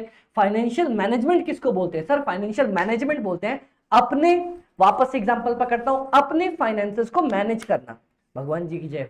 अपने फाइनेंसेस को मैनेज करना, ठीक है। फाइनेंसेस बोले तो सर पैसे का आना पैसे का जाना, तो इनफ्लो ऑफ द फंड्स और आउटफ्लो ऑफ द फंड्स को मैनेज करना ही फाइनेंशियल मैनेजमेंट कहा जाता है, ठीक है। साथ ही साथ ये बता दो कौन से 3 वो most important question financial management के अंदर में होते हैं? अमित भाई फाइनेंशियल मैनेजमेंट के अंदर 3 मोस्ट इंपॉर्टेंट क्वेश्चन होते हैं। What will be my inflow, पैसा कहां से आएगा? सर वेयर, इनफ्लो कहां से होगा? आउटफ्लो मतलब आप इन्वेस्ट करोगे पैसा कहीं, ऐसा थोड़ी है पैसा आता है आप पैसा फूंक देते हो ना, इन्वेस्ट करते हो। Invest where. और लास्ट क्वेश्चन डिविडेंड, आप कितना डिविडेंड दोगे? हाउ मच डिविडेंड, बता दो। कोई दिक्कत भाई? कोई दिक्कत अपने को यहां तक नहीं आई है। क्लियर डनाडन डनाडन डन, ठीक है। ये अपन क्लियर करते हैं। अब अपन बढ़ते हैं आगे की तरफ। अब देखना ये 3 इंपॉर्टेंट क्वेश्चंस हैं, तो अब मैं ना आपको एक एक करके इनके सॉल्यूशन भी देता हूं। आप सबसे पहला क्वेश्चन मुझसे पूछो, पूछो अमित भाई, हाउ या फिर वेयर टू गेट फंड्स, बताओ। इंडिया वांट्स टू नो, मुझे आंसर दो, आंसर दो, आंसर दो, मुझे आंसर दो, जल्दी बताओ। इंडिया वांट्स टू नो कि आप कहां से पैसा लेके आने वाले हो। अमित भाई कहीं कुबेर का खजाना तो लगा नहीं है कि गए फट से तोड़ा और लेके आ गए ना। आपको ध्यान से सुनना, ध्यान से सुनना, ध्यान से सुनना। आपको पैसे मिलते हैं कुछ जगहों से। कौन कौन सी जगहों से, चलो यहां पे अपन देखते हैं। Various sources of the funds. सबसे पहला ओनर्स फंड, या जिसको अपन इक्विटी शेयर कैपिटल भी बोला करते हैं। क्या इक्विटी शेयर होल्डर्स आपको अपने पैसे देते हैं, उनको आप लोग इक्विटी शेयर्स इशू करते हो और वो लोग आपको पैसे दिया करते हैं इक्विटी शेयर्स के बदले में। हाँ जी अमित भाई, सबसे पहला ऑप्शन ही हमारे पास इक्विटी शेयर्स होता है, जो कि कंपनी के ओनर होते हैं, जो कि कंपनी के मालिक हुआ करते हैं। परफेक्ट। नेक्स्ट, आप पैसा कहां से उठा सकते हो, या तो डिबेंचर या तो बॉन्ड्स के फॉर्म में। अमित भाई ये डिबेंचर और बॉन्ड क्या होता है, याद है? अगर अगर आपने पढ़ रखा है, आप लोन लेते हो लोगों से, तो उनको जब आप बैंक से लोन ले जाते हो तो बैंक तो आपसे जमीन जायदाद गिरवी रखवा लेता है, ठीक है। लेकिन जब आप मार्केट से पैसा उठाते हो ना in the form of loan, तो वो लोग बोलते सर हमें कैसे पता कि आप हमारा पैसा चुका दोगे, या कैसे इसको डॉक्यूमेंट कैसे करें। तो जब भी आप मार्केट से लोन उठाते हो, आप उनको एक डॉक्यूमेंट देते हो। डॉक्यूमेंट में क्या लिखा होता है, डॉक्यूमेंट में लिखा होता है sir we are AB limited, मान लो मेरी कंपनी है AB limited, and we have raised, हमने आपसे इतना रुपए रेज कर रखा है। तो जितना रुपए रेज करते हैं अपन उतना का आपको डिबेंचर इशू कर देते हैं कि ये लो सर कंपनी, इससे कंपनी का पता चलेगा कि कंपनी कितनी कर्जे में चल रही है। Done done done. तो दूसरा, हम डिबेंचर या बॉन्ड की मदद से अपन पैसे उठा सकते हैं। नेक्स्ट वॉज डिबेंचर या फिर उसका bond. Equity share capital. Perfect. Next next next, angel financing, venture capitalist, commercial banks. एक तो आप सबको पता है कि सर हम बैंक से भी पैसा लेके आ सकते हैं, बैंक से लोन के फॉर्म में पैसा लेके आ सकते हैं। बताओ इन 3 पॉइंट्स पे आपको कहीं भी पता चला, कोई भी दिक्कत आई कि अमन भाई ये पल्ले ना पड़ा, ये समझ में ना आया, ये कभी सुना नहीं। इक्विटी वाले आपको पता है मालिक होते कंपनी के, उनसे हम पैसा लेके आ सकते हैं। हाँ। दूसरा, हमारे पास डिबेंचर या बॉन्ड्स के फॉर्म में हम पैसा लेके आ सकते हैं, लेके आ सकते हैं। तीसरा, हम बैंक से लोन के फॉर्म में पैसा लेके आ सकते हैं। जब हम नॉर्मल लोगों से लोन उठाते हैं तो उनको डिबेंचर या बॉन्ड्स इशू किया करते हैं। Perfect perfect. अब देखना गाइस, हमारे पास 2 पॉइंट्स और निकल के आते हैं, एंजल फाइनेंसिंग, वेंचर कैपिटलिस्ट। ये दोनों अगर मैं आपको इन शॉर्ट अभी के लिए समझाना चाहूं, तो क्या आपने कभी लाइफ में शार्क टैंक नाम का कोई एपिसोड या कोई सीरियल देखा है क्या? शार्क टैंक, जहां पे कुछ शार्क्स बोले तो बड़े बड़े बिजनेस एंटरप्रेन्योर, जिनके पास अच्छे खासे पैसे होते हैं, वो लोग बैठे होते हैं, बोलते हैं तुम्हें पैसे चाहिए, ये लो मैं निकाल के देता हूं, तुम्हें इतना इन्वेस्टमेंट चाहिए, मैं निकाल के देता हूं। वो लोग कोई बैंक नहीं होते, ठीक है, कोई नॉर्मल लोग नहीं होते जिनको इक्विटी शेयर इशू करते हो। वो बड़े बड़े ओनर्स होते हैं जिनको धंधे में पैसा लगाना होता है, और कुछ टाइम बाद वो क्या करेंगे, आपसे आपका प्रॉफिट मांगते रहेंगे जी। तो ये उनका काम होता है। हाँ जी अमित भाई, तो ये है एंजल फाइनेंसिंग और वेंचर कैपिटलिस्ट वाले बंदे। तो अब आप मेरे को बता दो, हमारा पहला सवाल अभी भी वहीं पे खड़ा है कि सर मैं पैसे कहां से लेके आऊंगा। तो मैंने बोला या तो इक्विटी से ले आओ, इक्विटी वाले नहीं दे रहे तो डिबेंचर से ले आओ, बॉन्ड से ले आओ, वो लोग भी नहीं दे रहे तो भाई बैंक के पास जाओ, लोन के फॉर्म में ले आओ, ले आया। अगर वो भी तैयार नहीं है बैंक लोन के बाद, तो यार कितने भी वेंचर कैपिटलिस्ट वगैरह हैं, हाँ उनके पास जाके ले आओ जी अमित भाई, वो भी अवेलेबल है।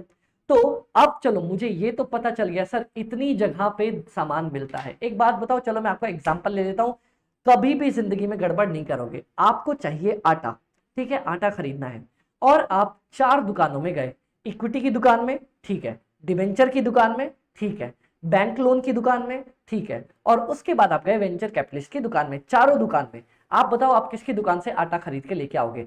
सबकी दुकान में सेम ब्रांड ऑफ आटा है, सेम क्वालिटी, क्वालिटी का मतलब समझ लो। लोग बोलते हैं ना, अभी आप बोलोगे अमित भाई किसी की दुकान में क्वालिटी अच्छी नहीं हुई, तो सबकी दुकान में मोटा मोटी सेम क्वालिटी है। बताओ आप कहां से लेके आना चाहोगे? मुझे आंसर चाहिए, देखते कौन आंसर देने वाला है। अगर आप यूट्यूब पे देख रहे हो तो आप इसको नीचे यूट्यूब में कमेंट कर सकते हो। बता दो आप कहां से जाके अपना आटा खरीद के लेके आओगे। बहुत लोगों ने आंसर दिया होगा मन ही मन में, अमित भाई जहां पे आटा हमें सबसे कम दाम पे मिल जाए, चीपेस्ट फॉर्म में, मतलब सबसे सस्ता। बताओ क्या ये बोलोगे? जी अमित भाई आपको आटा सबसे सस्ता इक्विटी की दुकान पे मिलेगा, वहां से ले लूंगा। डिबेंचर या बॉन्ड की दुकान पे मिलेगा, वहां से ले लूंगा। बैंक लोन की दुकान पे मिलेगा, वहां से ले लूंगा। या वेंचर कैपिटलिस्ट की दुकान से मिलेगा, वहां से मैं लेके आ जाऊंगा। तो आप कहना चाहते हो जहां पे सस्ता मिलता है वहां से लेके आता हूं। एग्जैक्टली तो बाबा यहां पे भी एग्जैक्टली वही कंसेप्ट लगेगा सर, जहां पे चीपेस्ट सोर्स ऑफ फाइनेंस। मतलब भाई देखो, इक्विटी वाले आपको पैसा दे रहे हैं तो उसके बदले में कुछ मांगेंगे नहीं क्या आपसे? हाँ कुछ तो मांगेंगे। डिबेंचर वाले आपको पैसा दे रहे हैं, आपसे कुछ मांगेंगे नहीं क्या? मांगेंगे अमित भाई।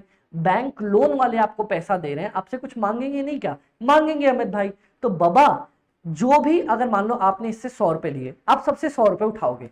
अगर आप इससे 100 रुपए उठाओगे तो ये आपसे 2 रुपए मांगता है, इससे उठाओगे ये 3 रुपए मांगता है, इससे उठाओगे ये 2.5 रुपए मांगता है।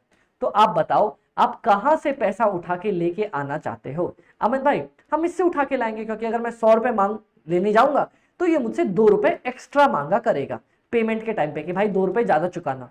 ठीक है, हाँ उसके बाद बैंक लोन से मांगूंगा, उसके बाद डिबेंचर से मांगूंगा। एग्जैक्टली ये जो आपने इवेल्युएट किया ना कि भाई वो 2 रुपए एक्स्ट्रा मांगेगा, 3 रुपए एक्स्ट्रा मांगेगा, 2.5 रुपए एक्स्ट्रा मांगेगा, इसको बोला जाता है कॉस्ट ऑफ कैपिटल। अच्छा भाई कॉस्ट ऑफ कैपिटल, जी कॉस्ट ऑफ कैपिटल। अब मैं एक बार आपको इन डिटेल समझाता हूं कॉस्ट ऑफ कैपिटल किसको बोलते हैं। बताओ यहां तक समझ में आया? जी अमित भाई यहां तक अपने को समझ में आया। ओके गाइस, तो एक्चुअली थोड़ी सी इसकी वीडियो बाद हमारे पास वीडियो में वॉइस का इश्यू आ गया था, तो मुझे इतना पार्ट दोबारा से रिकॉर्ड करना पड़ा। ओके डन अमित भाई, कोई दिक्कत? अमित भाई कोई दिक्कत नहीं, सॉरी ना यार, माफ कर दो। क्या करें, पढ़ाते पढ़ाते मैं निकल जाता हूँ इधर उधर, मेरा ध्यान ही स्क्रीन के ऊपर। और हमारी इसके आगे की रिकॉर्डिंग कुछ ऐसी थी, मतलब मैं बोल रहा हूँ और मेरे काफी टाइम बोलने के बाद वहां पे वॉइस आ रही थी। तो ठीक है कोई बात नहीं, अपन दोबारा से पढ़ लेंगे इस पार्ट को। अमित भाई ये बताओ ना हुआ क्या है, कहां पे किधर क्या था लास्ट? आप लोग मेरे को जाने से पहले ये बता दो हमने क्या पढ़ा था। अमित भाई आप बता रहे थे 3 most important type of questions जो फाइनेंस में हमेशा रहते हैं। फाइनेंस का 3 इंपॉर्टेंट क्वेश्चन होते हैं, कौन कौन से? अमित भाई सबसे पहला क्वेश्चन होता है what where to arrange finance. भैया पैसा तो चाहिए, पैसा चाहिए तो कहां से चाहिए? Done, next. इसके बाद अमित भाई हाउ भी नहीं यार, हाउ होगा क्या होगा? Where to invest funds. Sir एक बार आप पैसा लेके आ गए, अब उन पैसों को इन्वेस्ट क्या, किधर, क्यों करना है? Done, next. उसके बाद सर थर्ड ऑप्शन अपने पास एक ही है, how much dividend to declare. अपने को कितना डिविडेंड डिक्लेयर करके चलना है? 10। कोई दिक्कत अमित भाई, यहां तक अपने को कोई भी दिक्कत नहीं आई। ये 3 मोस्ट इंपॉर्टेंट क्वेश्चन अपने पास चल रहे थे, जिसमें से मैं आपके साथ डिस्कस कर रहा था पहला क्वेश्चन था where to arrange finance from. हमें कहां से पैसा अरेंज करना है, अपन कैपिटल कहां से लेके आने वाले हैं। हम सब जानते हैं ना अमित भाई, क्या जानते हैं? आपने पहले भी पढ़ाया था कि सर 3 तरीके से तो कैपिटल आ ही सकता है। कौन कौन से थे वो 3 तरीके? अमित भाई आपने सबसे पहले बोला इक्विटी शेयर कैपिटल, उसके बाद प्रेफरेंस शेयर कैपिटल जो बहुत कम हो गया है, और last but not the least आपने बोला डिवेंचर्स और लोन। डन। चलो अगर मैं आपसे बात कर लूं इक्विटी शेयर कैपिटल की, अब इक्विटी शेयर कैपिटल में क्या होता है? सर सबसे पहले तो आप ये बता दो इक्विटी शेयर कैपिटल होता क्या है। अमित भाई इक्विटी शेयर कैपिटल वो ओनर्स होते हैं कंपनी के जो अपने को पैसा लगाते हैं, ये बहुत सारी चीजें अपन आगे इन डिटेल पढ़ लेंगे। लेकिन अभी मेरे को ये बताओ सर, इसके बाद मैंने आपको बताया था कि यार मान ले इक्विटी वाले भैया ने बोला कि सर मैं आपको पैसे दे दूंगा, लेकिन आपको अगर 100 रुपए चाहिए ना मुझसे, तो आपको मुझे उसके बदले में 7 रुपए देने पड़ेंगे। फॉर एग्जाम्पल 100 रुपए लोगे तो 7 रुपए मैं आपसे लूंगा, ठीक है। सर प्रेफरेंस वाले भैया ने बोला कि यार अगर आपको चाहिए 100 रुपए तो बदले में मुझे 6 रुपए देना पड़ेगा। मैंने बोला ठीक है भाई, इसका नाम होता है सर इक्विटी डिविडेंड। ये मांगते हैं, ये मांगते हैं प्रेफरेंस डिविडेंड। और डिवेंचर वाले भैया का तो हम सब जानते हैं, ये बोलते हैं कि यार अगर अपने को 100 रुपए चाहिए तो ये भाई साहब अपने से 100 रुपए के बदले अमित भाई ये बोलते हैं कि अपने को चाहिए 4 रुपए। अब एक बात बताओ यार, सीधी सी बात है, आप इन सब में से किससे पैसे मांगने जाओगे? इससे जाओगे तो ये 7 रुपए खाएगा, इससे जाओगे तो 6 रुपए खाएगा, इससे खाओगे तो 4 रुपए लेने मांगेगा। अमित भाई हम इन सब में से उसके पास जाएंगे जिसका कॉस्ट ऑफ कैपिटल, मतलब कैपिटल खरीद के लाने के लिए जो कॉस्ट पे करनी पड़ रही है वो सबसे कम हो। किसमें है? डिबेंचर में। फॉर एग्जाम्पल लिया तो अपन डिबेंचर को चूज कर लेंगे। तो सबसे पहला ही सवाल अपने पास ये आता है कि अमित भाई क्या चूज करना था? How to arrange the finance. तो हम वहां से लेके आएंगे जहां पे हमारे पास सबसे कम कॉस्ट ऑफ कैपिटल होता है, ठीक है। ओके, इसके लिए एक चैप्टर भी आएगा अपना जिसका नाम है कैपिटल स्ट्रक्चर, और साथ में रिलेटेड एक चैप्टर है cost of capital. Done Baba, done. अब नेक्स्ट कंसेप्ट के ऊपर मैं आपको लेके आना चाहता हूं। सेकंड कंसेप्ट क्या बोलता है? वो बोलता है सर सुनो ना, चलो आपने अपन पैसा लेके आ गए, where to invest the fund.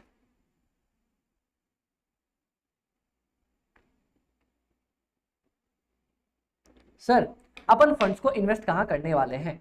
अगर मैं आपसे सवाल पूछूं यार अगर मैं आपको भी 100 रुपए दे दूं, आप कहां पे लगाओगे? बोलोगे अमित भाई हम उन 100 रुपए से वो चीजें करेंगे जो अपने को बहुत ज्यादा पसंद है। एक बच्चे को 100 रुपए देंगे तो क्या करेगा? चॉकलेट्स लेके आएगा, ये लेके आएगा। मतलब सीधा सीधा अगर किसी भी इंसान के पास पैसा आता है ना तो वो सबसे पहले वो काम करता है जो उसका सपना होता है। कोई मेरे से अभी बोल दे कि अमित भाई मैं तुम्हें 1 करोड़ देता हूँ, क्या करोगे? मैं सबसे पहले घर खरीद लूंगा। मेरा घर का बहुत बड़ा सपना है कि मेरा एक बड़ा सारा घर होना चाहिए। तो अगर कोई बोले कि अमित भाई 1 करोड़ अभी के तुरंत दे रहा हूँ, क्या करोगे?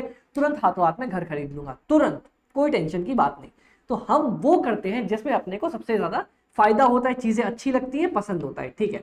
हाथों हाथ आप लोग मुझे ये भी बताओगे कि अमित भाई एक कंपनी को सबसे अच्छा क्या लगता है?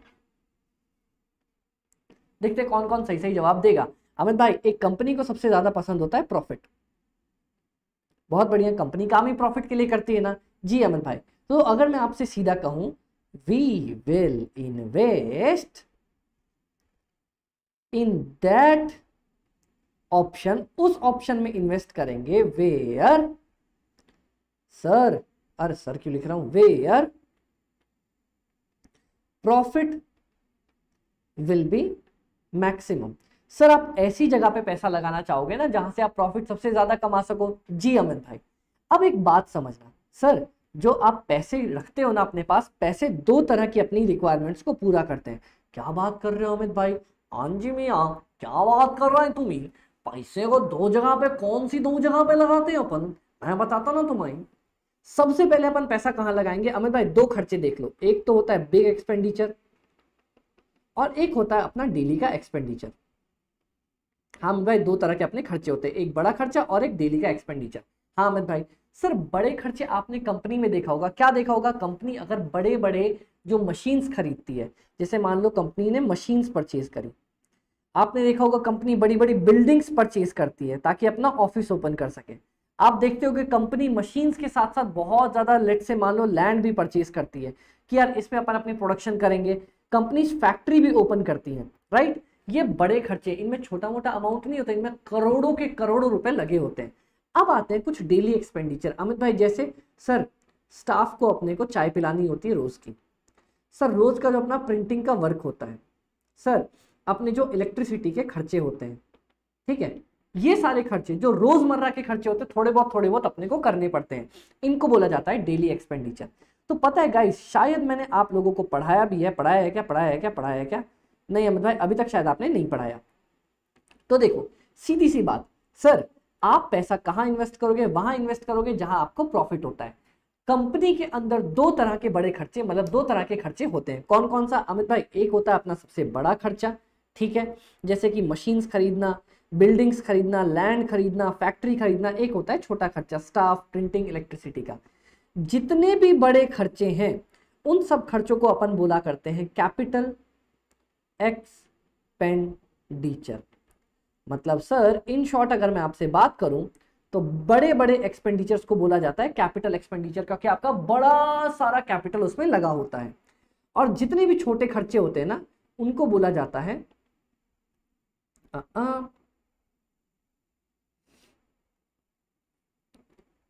Operating expenditure. ऑपरेटिंग एक्सपेंडिचर मतलब सर कैपिटल एक्सपेंडिचर आपको चाहिए होता है किस चीज के लिए? बड़ी बड़ी कैपिटल को फंसाने के लिए, प्रॉफिट कमाने के लिए। और सर ऑपरेटिंग एक्सपेंडिचर कब चाहिए होता है? आपको चाहिए होता है रोजमर्रा के काम करने के लिए, डेली के काम करने के लिए। ठीक है, तो सर कैपिटल एक्सपेंडिचर को मैं कॉर्पोरेट्स में काम कर चुका हूं तो शॉर्ट में बोला जाता है कैपेक्स। और जो हमारे पास ऑपरेटिंग एक्सपेंडिचर हो जाता है उसको बोला जाता है ओपेक्स। बताओ किसी को कोई दिक्कत? अमित भाई कोई दिक्कत की बात नहीं है, तो सिंपल सिंपल था। एक होता है हमारा कैपेक्स कैपिटल एक्सपेंडिचर, दूसरा होता है हमारा opex operational expenditure. Done done. बताओ किसी को यहां तक कोई दिक्कत आई? नहीं अमित भाई अपने को कोई दिक्कत नहीं आई है। तो इन केस अगर आप ये ड्रॉ करना चाहते हो, मैं 2 सेकंड का टाइम दे रहा हूं, एक बार इसको ड्रॉ कर लो। भले ही नोट्स में अवेलेबल है लेकिन आप इसको ड्रॉ करना चाहते हो तो एक बार ड्रॉ कर लो। हम भी तो देखे बाबा कौन हमें क्लास के बीचों बीच परेशान कर रहा है।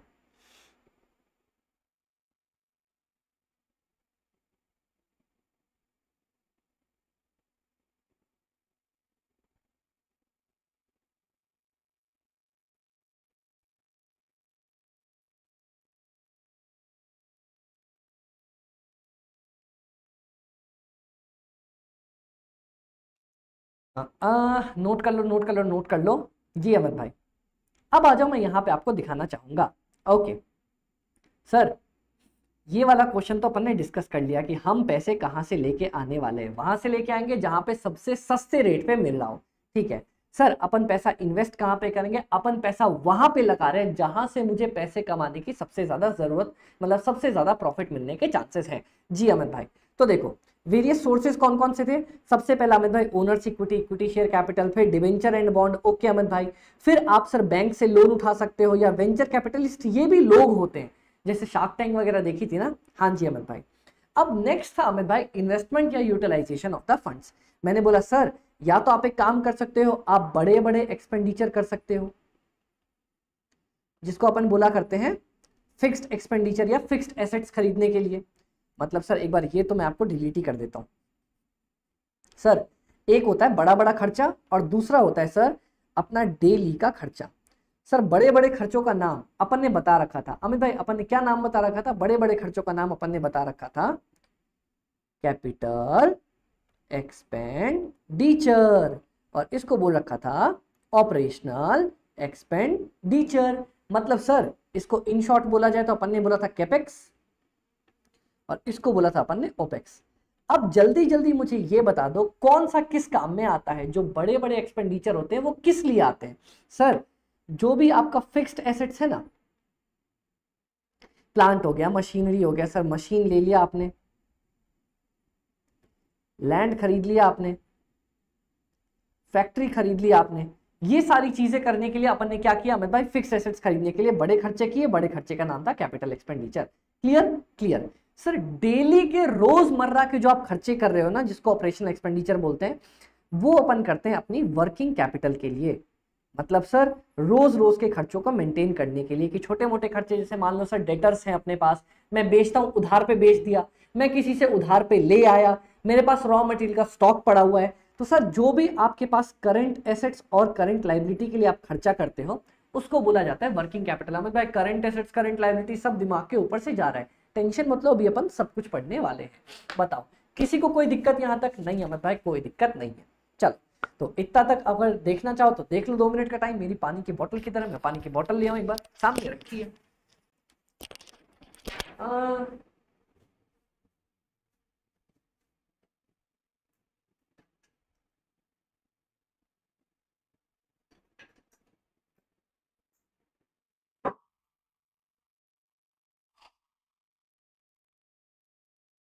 चल क्लियर? जी अमित भाई क्लियर।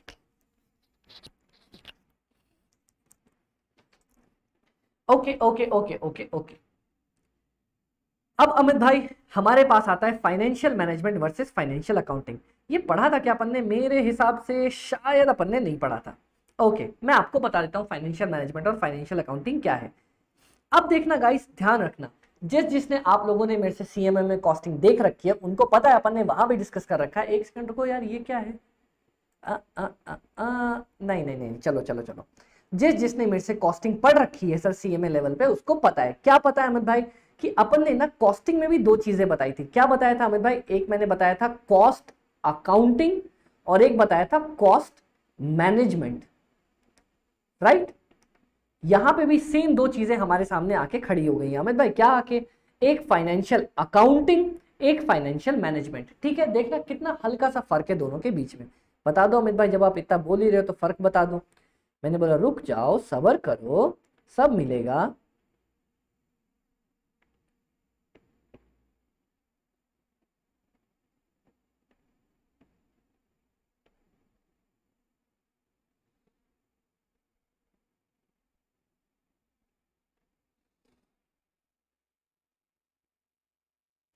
चलो, फाइनेंशियल अकाउंटिंग क्या बोलता है? बोलता है sir, it primarily focuses on prompt collection, recording and presentation of the financial information and focuses on accrual concept. पता है फाइनेंशियल अकाउंटिंग क्या? अकाउंटिंग का नाम बोला गया भाई।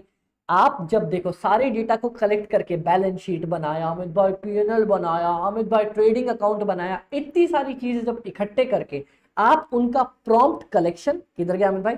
प्रॉम्प्ट कलेक्शन, कलेक्ट करना, उनको प्रॉपर्ली रिकॉर्ड करना, प्रेजेंट करना, ये सारी चीजों किसको अमित भाई? Financial information. फाइनेंशियल इंफॉर्मेशन क्या? अरे एसेट्स, लाइबिलिटी, फिर उसके बाद इनकम, एक्सपेंडिचर, अकाउंट्स में पढ़ा ना जी अमित भाई। ये सारी चीजों को जब आप इकट्ठा करते हो और प्रेजेंट करके देते हो तो इसको बोला जाता है क्या अमित भाई? Financial accounting. चलो समझ में आया। तो अमित भाई फिर ये फाइनेंशियल मैनेजमेंट क्या है? Sir financial management uses the information prepared by the financial accounting department to take the informed decision. मतलब सर देखो ना, आपने आपकी कंपनी की बैलेंस शीट बनाई, ये बनाया ना, वो बनाया ना, इधर बनाया ना, उधर बनाया ना, सारी मेहनत कर ली जी अमित भाई, सारी मेहनत कर ली। अब पूरी फाइनेंशियल स्टेटमेंट आपने, बैलेंस शीट वगैरह बना दी, ये बना दिया, वो बना दिया, इधर उधर लंबा चौड़ा काम कर दिया। अब ये बैलेंस शीट को देख के जब भी मैनेजमेंट कोई डिसीजन लेती है कि यार अपने पास तो एसेट बहुत ज्यादा पड़े हैं, क्यों ना इनको और कहीं लगाया जाए, यार अपने पास खाली कैश तो बहुत पड़ा है, क्यों ना इसको लगाया जाए, यार मेरे पास लोन तो बहुत ज्यादा हो गया है, अब मैं क्या करूं, मेरे को इसकी पेमेंट करनी पड़ेगी। हाँ जी अमित भाई, तो ये सारी चीजें ना, ये सारी चीजें अपन बैलेंस शीट से पता लगा लेते हैं, और पता लगाने के बाद हम क्या करते हैं? इन्फॉर्म्ड डिसीजन करते हैं। सर अपन क्या करते हैं? डिसीजन लेते हैं कि यार बहुत लोन हो गया, लोन को तो चुकाना पड़ेगा, यार पैसा खाली पड़ा है, कहीं ना कहीं इन्वेस्ट करते हैं, यार मेरे पास ना डेटर्स बहुत ज्यादा हो गए, मतलब लोग मेरे से सामान खरीद रहे, मेरा पैसा वापस नहीं कर रहे, तो उसके लिए क्या करूं बाबा, उसके लिए क्या करूं? ये सारे डिसीजंस आप किस बेसिस पे लेते हो अमित भाई? फाइनेंशियल मैनेजमेंट के बेसिस पे। तो सर दो चीजें आ गई, कौन कौन सी दो चीजें? चलो ना यार, आंख बंद करके बताओ, कम मेरे साथ एक बार। अमित भाई फाइनेंशियल अकाउंटिंग क्या हुआ?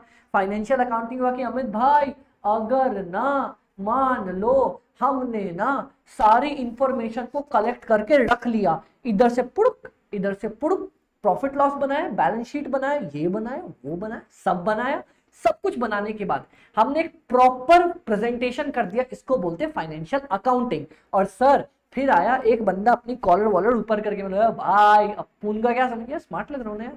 हाँ, ए भाई अपुन को क्या समझता, अपुन हीरो आदमी है ना। अपन ने क्या किया अमित भाई? अपन ने वो जो इंफॉर्मेशन बन रखी थी उसके बेसिस पे डिसीजन लेने वाला काम कर दिया।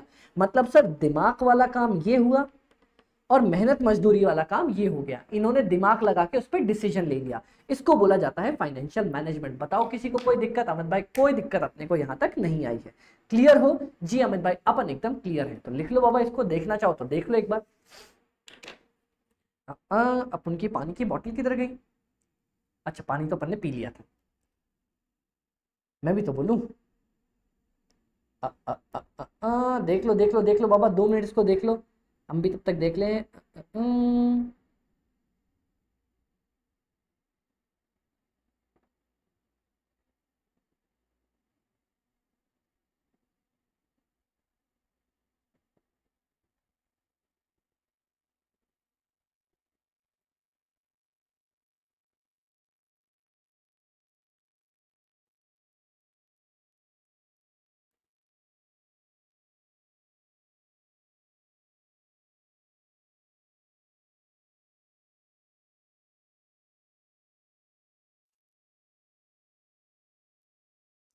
चलो बताओ, किसी को कोई दिक्कत यहां तक? अमित भाई कोई दिक्कत नहीं, क्लियर हो? डन अमित भाई, क्लियर। बताओ बताओ बताओ बताओ बताओ, कोई पंगा नहीं अमित भाई, अपने को कोई पंगा यहां तक नहीं आया। चलो चलो चलो, अब अमित भाई मैं आपको कुछ ऐसा समझाने हो गया ना यार, इसकी कॉलर वॉलर तो नीचे कर लूं। हाँ, अब हम लग रहे टीचर वीचर पढ़ा रहे हैं अपन बच्चों को। अब सर मैं आपको कुछ ऐसा बताने जा रहा हूं जो सर मैं हर चैप्टर के अंदर आपको लेके आऊंगा, मान लो चाहे ना मानो। क्या बोल रहे हो अमित भाई? क्या क्या क्या क्या क्या? सर दो चीजें हैं, एक प्रॉफिट एंड लॉस अकाउंट और एक बैलेंस शीट। सर अपन ने तो ना ये चीज 12th में पढ़ रखी है। भाई तुमने जो पढ़ रखी है या पढ़ रहे हो अकाउंट्स के अंदर, आई डोंट केयर, मेरे यहाँ ऐसा ही होता है। मतलब अमित भाई आपने पढ़ा होगा प्रॉफिट एंड लॉस स्टेटमेंट शायद शेड्यूल 3 वाले फॉर्मेट पे, ऐसे लिखते हैं, ऐसे लंबा लंबा लंबा लंबा लिखते जाते हैं। भाई सुनो, मैं हूं क्लास का वो बदमाश आदमी, बदमोश बदमोश छोरा, बदमोश छोरा। सर हम क्या करते हैं ना, मैं अपने हिसाब से चीजें बनाता हूं। तो भाई मैं प्रॉफिट एंड लॉस बनाता हूं टी फॉर्मेट में, बैलेंस शीट भी बनाता हूं टी फॉर्मेट में। मतलब सर इधर लिखता हूं मैं खर्चे, इधर लिखता हूं मैं अपनी इनकम। सर इधर लिखता हूं अपनी लाइबिलिटी और अपना कैपिटल, और इधर लिखता हूं अपना एसेट। बताओ किसी को कोई दिक्कत है यहाँ तक? नहीं अमित भाई, अपने को कोई दिक्कत यहाँ तक नहीं आई है। बताओ, डन डन अमित भाई। तो सर ये मैं अपना मेंटेन करके चलता हूं, लेकिन अमित भाई सुनो ना, एक दिक्कत आ गई अपनी। क्या? Sir profit and loss statement को, अपने को प्रॉफिट एंड लॉस स्टेटमेंट को लंबा लंबी फॉर्मेट में ही बनाना पड़ेगा। मतलब सर मैं आपकी बात नहीं समझा। सर अपन लेंगे एक सेल, फिर उसके बाद खर्चे माइनस करते चले जाएंगे, और कोई खर्चा, और कोई खर्चा, और कोई खर्चा, और अपना प्रॉफिट निकल के आ जाएगा। क्या बात कर रहे हो अमित भाई? बस इतना ही करना है क्या? सेल में से खर्चे माइनस करते जाओ, प्रॉफिट आ जाएगा क्या? हाँ बाबा, ये था तुम्हारा प्रॉफिट एंड लॉस बनाने का सबसे आसान तरीका। बचपन में भी यही सीखा था ना प्रॉफिट। अमित भाई सुनो ना, हमने ना बचपन में ना मैथ में सीखा था कि सर सेल्स में से ना अपनी कॉस्ट माइनस कर दो या अपना खर्चा माइनस कर दो, हमारा प्रॉफिट निकल के आ जाता है। अपन ने बचपन में सीखा था। अब यही चीज मैं आपको यहाँ पे सिखाना चाहता हूं, तो बता दो किसी को कोई टेंशन है क्या? सेम कंसेप्ट बचपन वाला। मैंने बोला ना यार, मैं सबसे आसान आपका सब्जेक्ट कॉस्ट और एफएमडीए ही बना के देने वाला हूं आपके सीएमए के इंटर लेवल पे। बताओ किसी को कोई डाउट है? नहीं अमित भाई, अपने को डाउट नहीं है। अब देखते जाओ यार, आप मेरे साथ रहोगे तो सीएमए के ये 2 पेपर तो भैया इनकी टेंशन छोड़ दो, इनकी टेंशन मेरे को होनी चाहिए, आपको नहीं होनी चाहिए, कि यार मैं कितने अच्छे से बच्चों को समझा सकूं। चलो फर्स्ट अमित भाई क्या करना अपने को, प्रॉफिट एंड लॉस स्टेटमेंट मैं तुम्हें बताना चाह रहा हूं। Okay okay okay okay okay sir, ध्यान से देखना एक एक चीजों को। मैंने क्या बोला, हम शुरू कहां से करेंगे? सर शुरू अपन एक ही जगह से करने वाले हैं। क्या? मेरा सबसे पहला काम होता है, क्या होता है अमित भाई? अपना सबसे पहले काम होता है गुड्स को सेल करना। आ जाओ, मिलके हमने सबसे पहले गुड्स को सेल किया। कोई दिक्कत आई? नहीं अमित भाई, अपने को कोई दिक्कत नहीं आई। अब देखना गाइस, सबसे पहला कॉस्ट, सबसे पहली कॉस्ट अपने आने वाली है। क्या आने वाली है अमित भाई? सबसे पहली कॉस्ट अपनी आने वाली है cost of the goods sold. जिसने कॉस्टिंग पढ़ रखी है, सर आपको सामान बनाने के लिए जितना भी खर्चा लगता है ना, मतलब प्रोड्यूस करने के लिए और सब कुछ करने के बाद जितना भी खर्चा आपको सामान, जितना सामान आपने बेचा है उसको बनाने के लिए जितना भी खर्चा लगा ना, उसको बोलते हैं cost of the goods sold. निकाल दिया अपन ने, ठीक है सर। सबसे पहला इतना सा काम करते हैं अपन कि सर सेल्स में से ना अपना कॉस्ट माइनस कर देते जो सामान को बनाने के लिए अपने को लग गए। सर अपने पास ना ग्रॉस प्रॉफिट फटाफट से निकल के आंसर में आ जाता है। मैंने बोला डन भाई, टेंशन की बात नहीं है, मतलब खत्म। सर हो गया ना, घर चलें अब एकदम, मतलब हो गया ना, प्रॉफिट निकाल दिया आपने। मैंने बोला रुक जाओ सब्र करो। बोला ठीक है सर, क्या करना अपने पास? ग्रॉस प्रॉफिट के बाद सबसे पहला टॉपिक देखना। अमित भाई क्या बोलता है? ग्रॉस प्रॉफिट के बाद मैं बोलता हूँ सर सुनो ना, बहुत सारे ना बेकार के खर्चे होते हैं। क्या कर रहे हो अमित भाई? जिसको अपन नाम देते हैं ऑपरेटिंग एक्सपेंडिचर है। ये कौन से खर्चे अमित भाई? ये याद करो, वो खर्चे जो मैंने बोला यार रोजमर्रे में ना अपने को ऑफिस चलाने के लिए चाहिए होता है। जैसे कि सर, जैसे कि मैं बताता हूँ ना क्या क्या अपने को चाहिए होता है। मान लो आपने क्या किया, मशीन पे डेप्रिसिएशन लगा दिया। सर आपने क्या किया, सेलिंग का खर्चा कर दिया। सर आपने क्या किया, मार्केटिंग का खर्चा कर दिया। सर आपने क्या किया, एडमिन का, मतलब सर ऑफिस के अंदर का खर्चा कर दिया। ठीक है, मेन इसमें 3 ही खर्चे आते हैं सर। कौन कौन सा? एक तो डेप्रिसिएशन, एक आपने सेलिंग के लिए जो खर्चा किया, एक आपने ऑफिस के अंदर, सर ऑफिस में लोगों को सैलरी दे दी, ऑफिस में इलेक्ट्रिसिटी का बिल भर दिया, मतलब ऑफिस के अंदर जो भी खर्चे कर दिए, या तो आपने बेचने के खर्चे कर दिए या डेप्रिसिएशन, वो खर्चे माइनस कर देते, क्योंकि सर वो भी तो अपना खर्चा ही हुआ ना। तो बोलोगे अमित भाई हमने इसको ऊपर क्यों नहीं लिखा? अरे देखो एक एक स्टेप करके देखो, हड़बड़ी नहीं करना, धक्का मुक्की नहीं, सबको मौका मिलेगा। मैंने बोला चलो हम एक काम करते हैं, स्टार्ट करते हैं यहां से चलना। सर अगर आप हो यूं ही कट जाएगा सफर साथ चलने से, कि मंजिलें आएंगी नजर साथ चलने से, क्या होगा? धीरे धीरे चलते हैं। सर आप चले ना, आपने चलते चलते सबसे पहले तो सामान को बेच दिया, ठीक है सर। सामान बेचते के साथ ही ना आप मेरे पास आए और बोले सर पता है इस सामान को बनाने के लिए मुझे इतना खर्चा लगा था। अभी तक मैं सिर्फ बनाने की बात कर रहा हूं और कोई खर्चा नहीं कर रहा। सर ठीक है, आपने सामान को बेचा और उसको बनाने का खर्चा माइनस कर दिया, आ गया आपके पास निकल के ग्रॉस प्रॉफिट। फिर आपने बोला सर एक बात पता है, मैंने बोला क्या हो गया? फिर आपने बोला सर सुनो ना, बहुत सारा ना अपना ऑपरेटिंग एक्सपेंडिचर भी लग गया। अब ऑपरेटिंग एक्सपेंडिचर बोले तो क्या लग गया अपना ऑपरेटिंग एक्सपेंडिचर? सर कोई भी आपका एडमिन मतलब ऑफिस का खर्चा, कोई भी आपका सर सेलिंग का खर्चा, सेलिंग का खर्चा, कोई भी अपना सर डेप्रिसिएशन का खर्चा, ठीक है सर, ये सारे खर्चे अपने लग गए। मैंने बोला ओके बाबा टेंशन नहीं पालनी। जैसे ही ये चीज खत्म हुई, जैसे ये चीज खत्म हुई, मैं आया खुशी से, भैया बाप रे बाप सारे खर्चे अपने खत्म हो गए। अब जो हमारे पास आइटम निकल के आता है उसको बोला जाता है earning before interest and tax. अब आप बोलोगे अमित भाई ये क्या है यार, ऐसा तो हमने कुछ ना सुन रखा, ना ना ना ना ना, हमारी आपकी लड़ाई हो जाएगी। मैंने बोला रुको रुको रुको, यहां तक एक बात बता दो, इन 4 आइटम्स को समझने में तुम्हें कोई दिक्कत आया क्या? या ये चीजें तो हम बचपन से पढ़ते आ रहे थे, इतना कंसेप्ट तो अपन बचपन से पढ़ते आ रहे थे। ऑपरेटिंग एक्सपेंडिचर वाला मैंने तुम्हें समझाया, ठीक है। अब मेरी बात सुनना, यहाँ पे आना। सर अपन ने नीचे बहुत लंबा चौड़ा डिजाइन भी बना रखा है, ठीक है। अरे किधर गया किधर गया किधर गया? सर सबसे पहला वाला टॉपिक देखना, मैंने बोला एक काम करते हैं, पेमेंट का प्रेफरेंस समझो।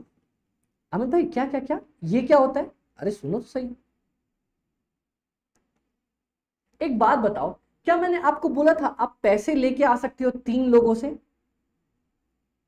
आप या तो इक्विटी से पैसा लेके आ सकते हो, या आप पैसा लेके आ सकते हो प्रेफरेंस शेयर कैपिटल वालों से, या आप पैसा लेके आ सकते हो डिबेंचर वालों से। जी अमित भाई, अगर मैं इनके बारे में आपको बोलूं, मैंने बोला सर प्रेफरेंस वाले ना इक्विटी कंपनी के ओनर्स होते हैं, ये लोग अपना पैसा लगाते हैं। प्रेफरेंस वाले मैंने बोला यार ये ओनर के जैसे होते हैं, ठीक है, टाइप ऑफ ओनर, लेकिन ओनर पक्का नहीं होते। और डिबेंचर सर एक तरह का अपना लोन होता है, सर वो लोन देते हैं और लोन के बदले हम उनको कागज देते हैं कि भाई ठीक है इतना लोन तेरे पास मेरा पड़ा हुआ है। अब सर डिबेंचर वालों को याद है मैंने कॉस्ट ऑफ कैपिटल वाला कंसेप्ट भी अभी तुरंत बताया था कि सर इनसे पैसा लेके आता हूं ना तो इनको कुछ देना भी पड़ता है। मालिक मालिक इतना खर्चा हो गया तो एक और चिप्स ले ही लेते हैं, ठीक है। तो सर डिबेंचर वाले मेरे को बोलेंगे भाई मेरे को चाहिए इंटरेस्ट। अब हम वो गुड्डू नहीं है जो हम लिबिल लिबिल करते थे, अब अपने को चाहिए फुल इज्जत। तो सर ये बोलेगा मेरे को चाहिए इंटरेस्ट, वही 4 रुपए जो इसने बोला था, ठीक है। अब प्रेफरेंस वाला बोलेगा भाई अगर इसको इंटरेस्ट दे रहा है तो मैं भी कुछ से लूंगा, आया हूं तो कुछ तो लेके ही जाऊंगा, क्राइम मास्टर गोगो। इसको चाहिए सर प्रेफरेंस डिविडेंड। याद है अभी अपन ने पिछले में पढ़ा था सर 6 रुपए अपन इसको दे रहे थे, हाँ। और इसके बाद इसने बोला सर मालिक जब सबको दे रहे हो तो हमने आपका क्या बुरा किया है, हमें भी कुछ दे दो। तो मैंने बोला ले भाई इक्विटी डिविडेंड मैंने इसको भी दिया, याद है 7 रुपए दिया था, हाँ। तो अब पता है आपको क्या लगता है, ऐसे क्या मैं वो खैरात बांट रहा हूँ का, लो लो लूट लो लूट लो 250 लूट लो लूट लो लूट लो। आपको क्या लगता है मैं जूते चप्पल बेच रहा हूँ मेट्रो के बाहर? नहीं ना, नहीं। तो सर एक प्रॉपर पेमेंट होती है, हर एक कंपनी के अंदर एक प्रॉपर सिस्टम होता है। पहले तू ले बेटा, पहले तू ले बेटा, फिर तेरी बारी, फिर तेरी बारी, फिर तुम्हारी बारी, फिर तुम्हारी बारी, और फिर तुम्हारी बारी, ऐसे करके काम चलता है। तो देखना सर यही पेमेंट का प्रेफरेंस मैं आपको बताना चाहता हूं, बहुत में से आप लोगों को पता भी होगा, फिर से अपन एक बार देख लेते हैं। First priority is always given to, देखते कौन बताएगा टू, बहुत बढ़िया, डिवेंचर। जो डिवेंचर वाले भैया है ना उनको अपनी फर्स्ट प्रायोरिटी दी जाती है सबसे पहले, क्योंकि सर ये ना तो मालिक है। देखो एक बात बताओ, अपने घर में देखना देखना ध्यान से सुनना, क्या माँ जो खाना बनाती है वो सबसे लास्ट में खाना खाती है ना? जी अमित भाई, बाकी लोगों को परोसने के बाद। सबसे पहले घर में किसको खिलाया जाता है अमित भाई? मेहमान को खिलाया जाता है। तो डिबेंचर तो अपना बाहर वाला आदमी है ना, वो तो मालिक भी नहीं है। तो सर सबसे पहले मेहमान को खाना खिलाया जाएगा। ठीक है सर, अपन डिबेंचर को सबसे पहले इंटरेस्ट की पेमेंट कर देंगे। अब इन तीनों के बीच में ना कोई आ जाएगा, पता है क्या? हाँ सरकार तो साडी अपनी है। सरकार आके बोलेगी, अरे दादा क्या बात, केमन आछे, खूब भालो। हाँ, बोलेंगे सर आप प्रॉफिट कमा रहे हो, लोगों को प्रॉफिट बांट रहे हो, हम किधर गए बाबा, हमें कुछ नहीं दोगे? मैंने बोला भाई तू कहां से आया?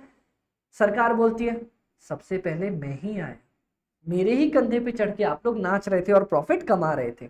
मैंने बोला ठीक भाई। उसके बाद क्या होता है sir? Second priority is given किसको? टू डिवेंचर की जगह अपना एक और बंदा है जिसका नाम है सर गवर्नमेंट। और आपको क्या लगता है गवर्नमेंट को क्या दिया जाता है? सर गवर्नमेंट को दिए जाते हैं टैक्सेस। कोई पंगा, किसी को दिक्कत यहां तक? नहीं अमन भाई। तो भाई सब लोग बन रहे थे एकदम क्या सुप्रीम, और गवर्नमेंट ने बीच में एंट्री मार दी। गवर्नमेंट बोला अरे भैया हमें ना दोगे क्या पैसा, हमारा पैसा हमसे चुरा रहे हो। तो गवर्नमेंट को सबसे पहले टैक्स देना पड़ गया। अब सर अब बताओ, आपने सबसे पहले बाहर के मेहमान को खिला दिया, फिर सरकार बीच में आ गई तो सरकार को भी दे दिया। अब आपके पास चौथा आदमी कौन है, मतलब तीसरा आदमी कौन है सर? थर्ड प्रायोरिटी सर अब दिया जाता है घर के बड़े सदस्य लोगों को, जो मतलब थोड़े वो नाराज नहीं होते, जैसे फूफा फूफड़, हमारे इधर होता है फूफड़ बड़ा नाराज हो जाता है, तो सर ऐसे नाराज होने वाले आदमी को पहले दिया जाता है। Third priority is given to हमारे फूफा साहब। कौन है sir? Which is preference share capital.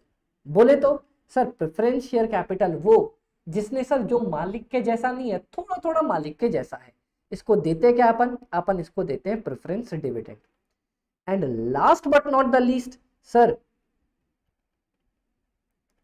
fourth priority is given to, sir, last but not the least, fourth priority is given to equity share capital. Sir इनको हम देते हैं equity dividend. ये है हमारे घर की माँ, जो सबको खाना वाना खिला लेने के बाद बोलेंगे सर अगर कुछ बच रहा है तो हमें दे दो। अब देखना गाइस, ये देखना यहाँ पे एक चीज बहुत इंपॉर्टेंट है, बाहर से जो मेहमान आया उसको खाना खिलाना हमेशा इंपॉर्टेंट होता ही होता है, तो इंटरेस्ट की पेमेंट कंपलसरी करनी पड़ती है। सरकार बोलेगी भाई मैं तो टैक्स लेके जाऊंगी, चाहे तो डूब के मर जा, चाहे तेरे को देने का मन हो, चाहे देने का मन ना। उसके बाद सर आता है हमारे पास preference dividend. Sir preference dividend अगर हमारे पास प्रॉफिट होता है ना तो अपन देते ही देते हैं। कई बार क्या होता है प्रेफरेंस शेयर कैपिटल में दो क्लॉज आते हैं, कभी अपन ने 12th में पढ़ा होगा, क्यूमुलेटिव, नॉन क्यूमुलेटिव। क्यूमुलेटिव बोलता है कि सर अगर आपके पास प्रॉफिट नहीं है तो जब जिस दिन प्रॉफिट आएगा उस दिन मेरे को मेरा पुराना वाला डिविडेंड देना, ठीक है। और नॉन क्यूमुलेटिव मतलब सर अगर प्रॉफिट नहीं है तो मेरे को कोई पैसा वैसा नहीं मिलने वाला है। Done done. सर लास्ट में इक्विटी डिविडेंड। एक बात आपको पता है, इक्विटी डिविडेंड ना देना कंपलसरी नहीं होता। मतलब अमित भाई सर इक्विटी डिविडेंड माँ है, लास्ट है ना अपनी, सर अगर कुछ प्रॉफिट प्रॉफिट बच गया तो इनको पेमेंट करने का मन किया तो अपन देंगे, नहीं मन होगा तो नहीं देंगे। तो इक्विटी डिविडेंड इतना कोई इंपॉर्टेंट नहीं होता देना। इंटरेस्ट कंपलसरी है, टैक्स कंपलसरी है, प्रेफरेंस डिविडेंड देना ही पड़ता है, और इक्विटी डिविडेंड अगर मन किया तो दे देंगे। तो ये होता है हमारा क्या अमित भाई अपना पेमेंट प्रेफरेंस। आप लोग लिखना चाहो इसको फटाफट से नोट डाउन कर लो, मैं थोड़ा क्लियर कर दूं क्या?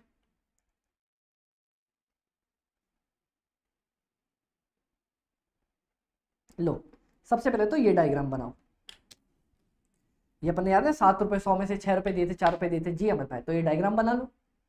हाँ जी अमित भाई।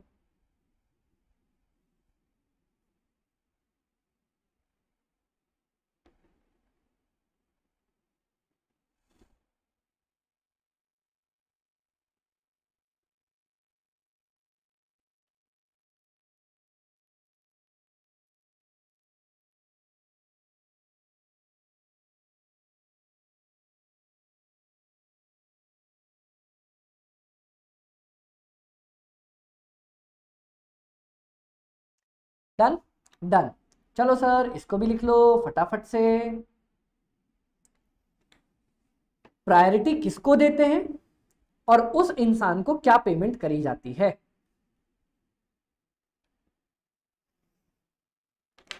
चलो चलो चलो चलो चलो।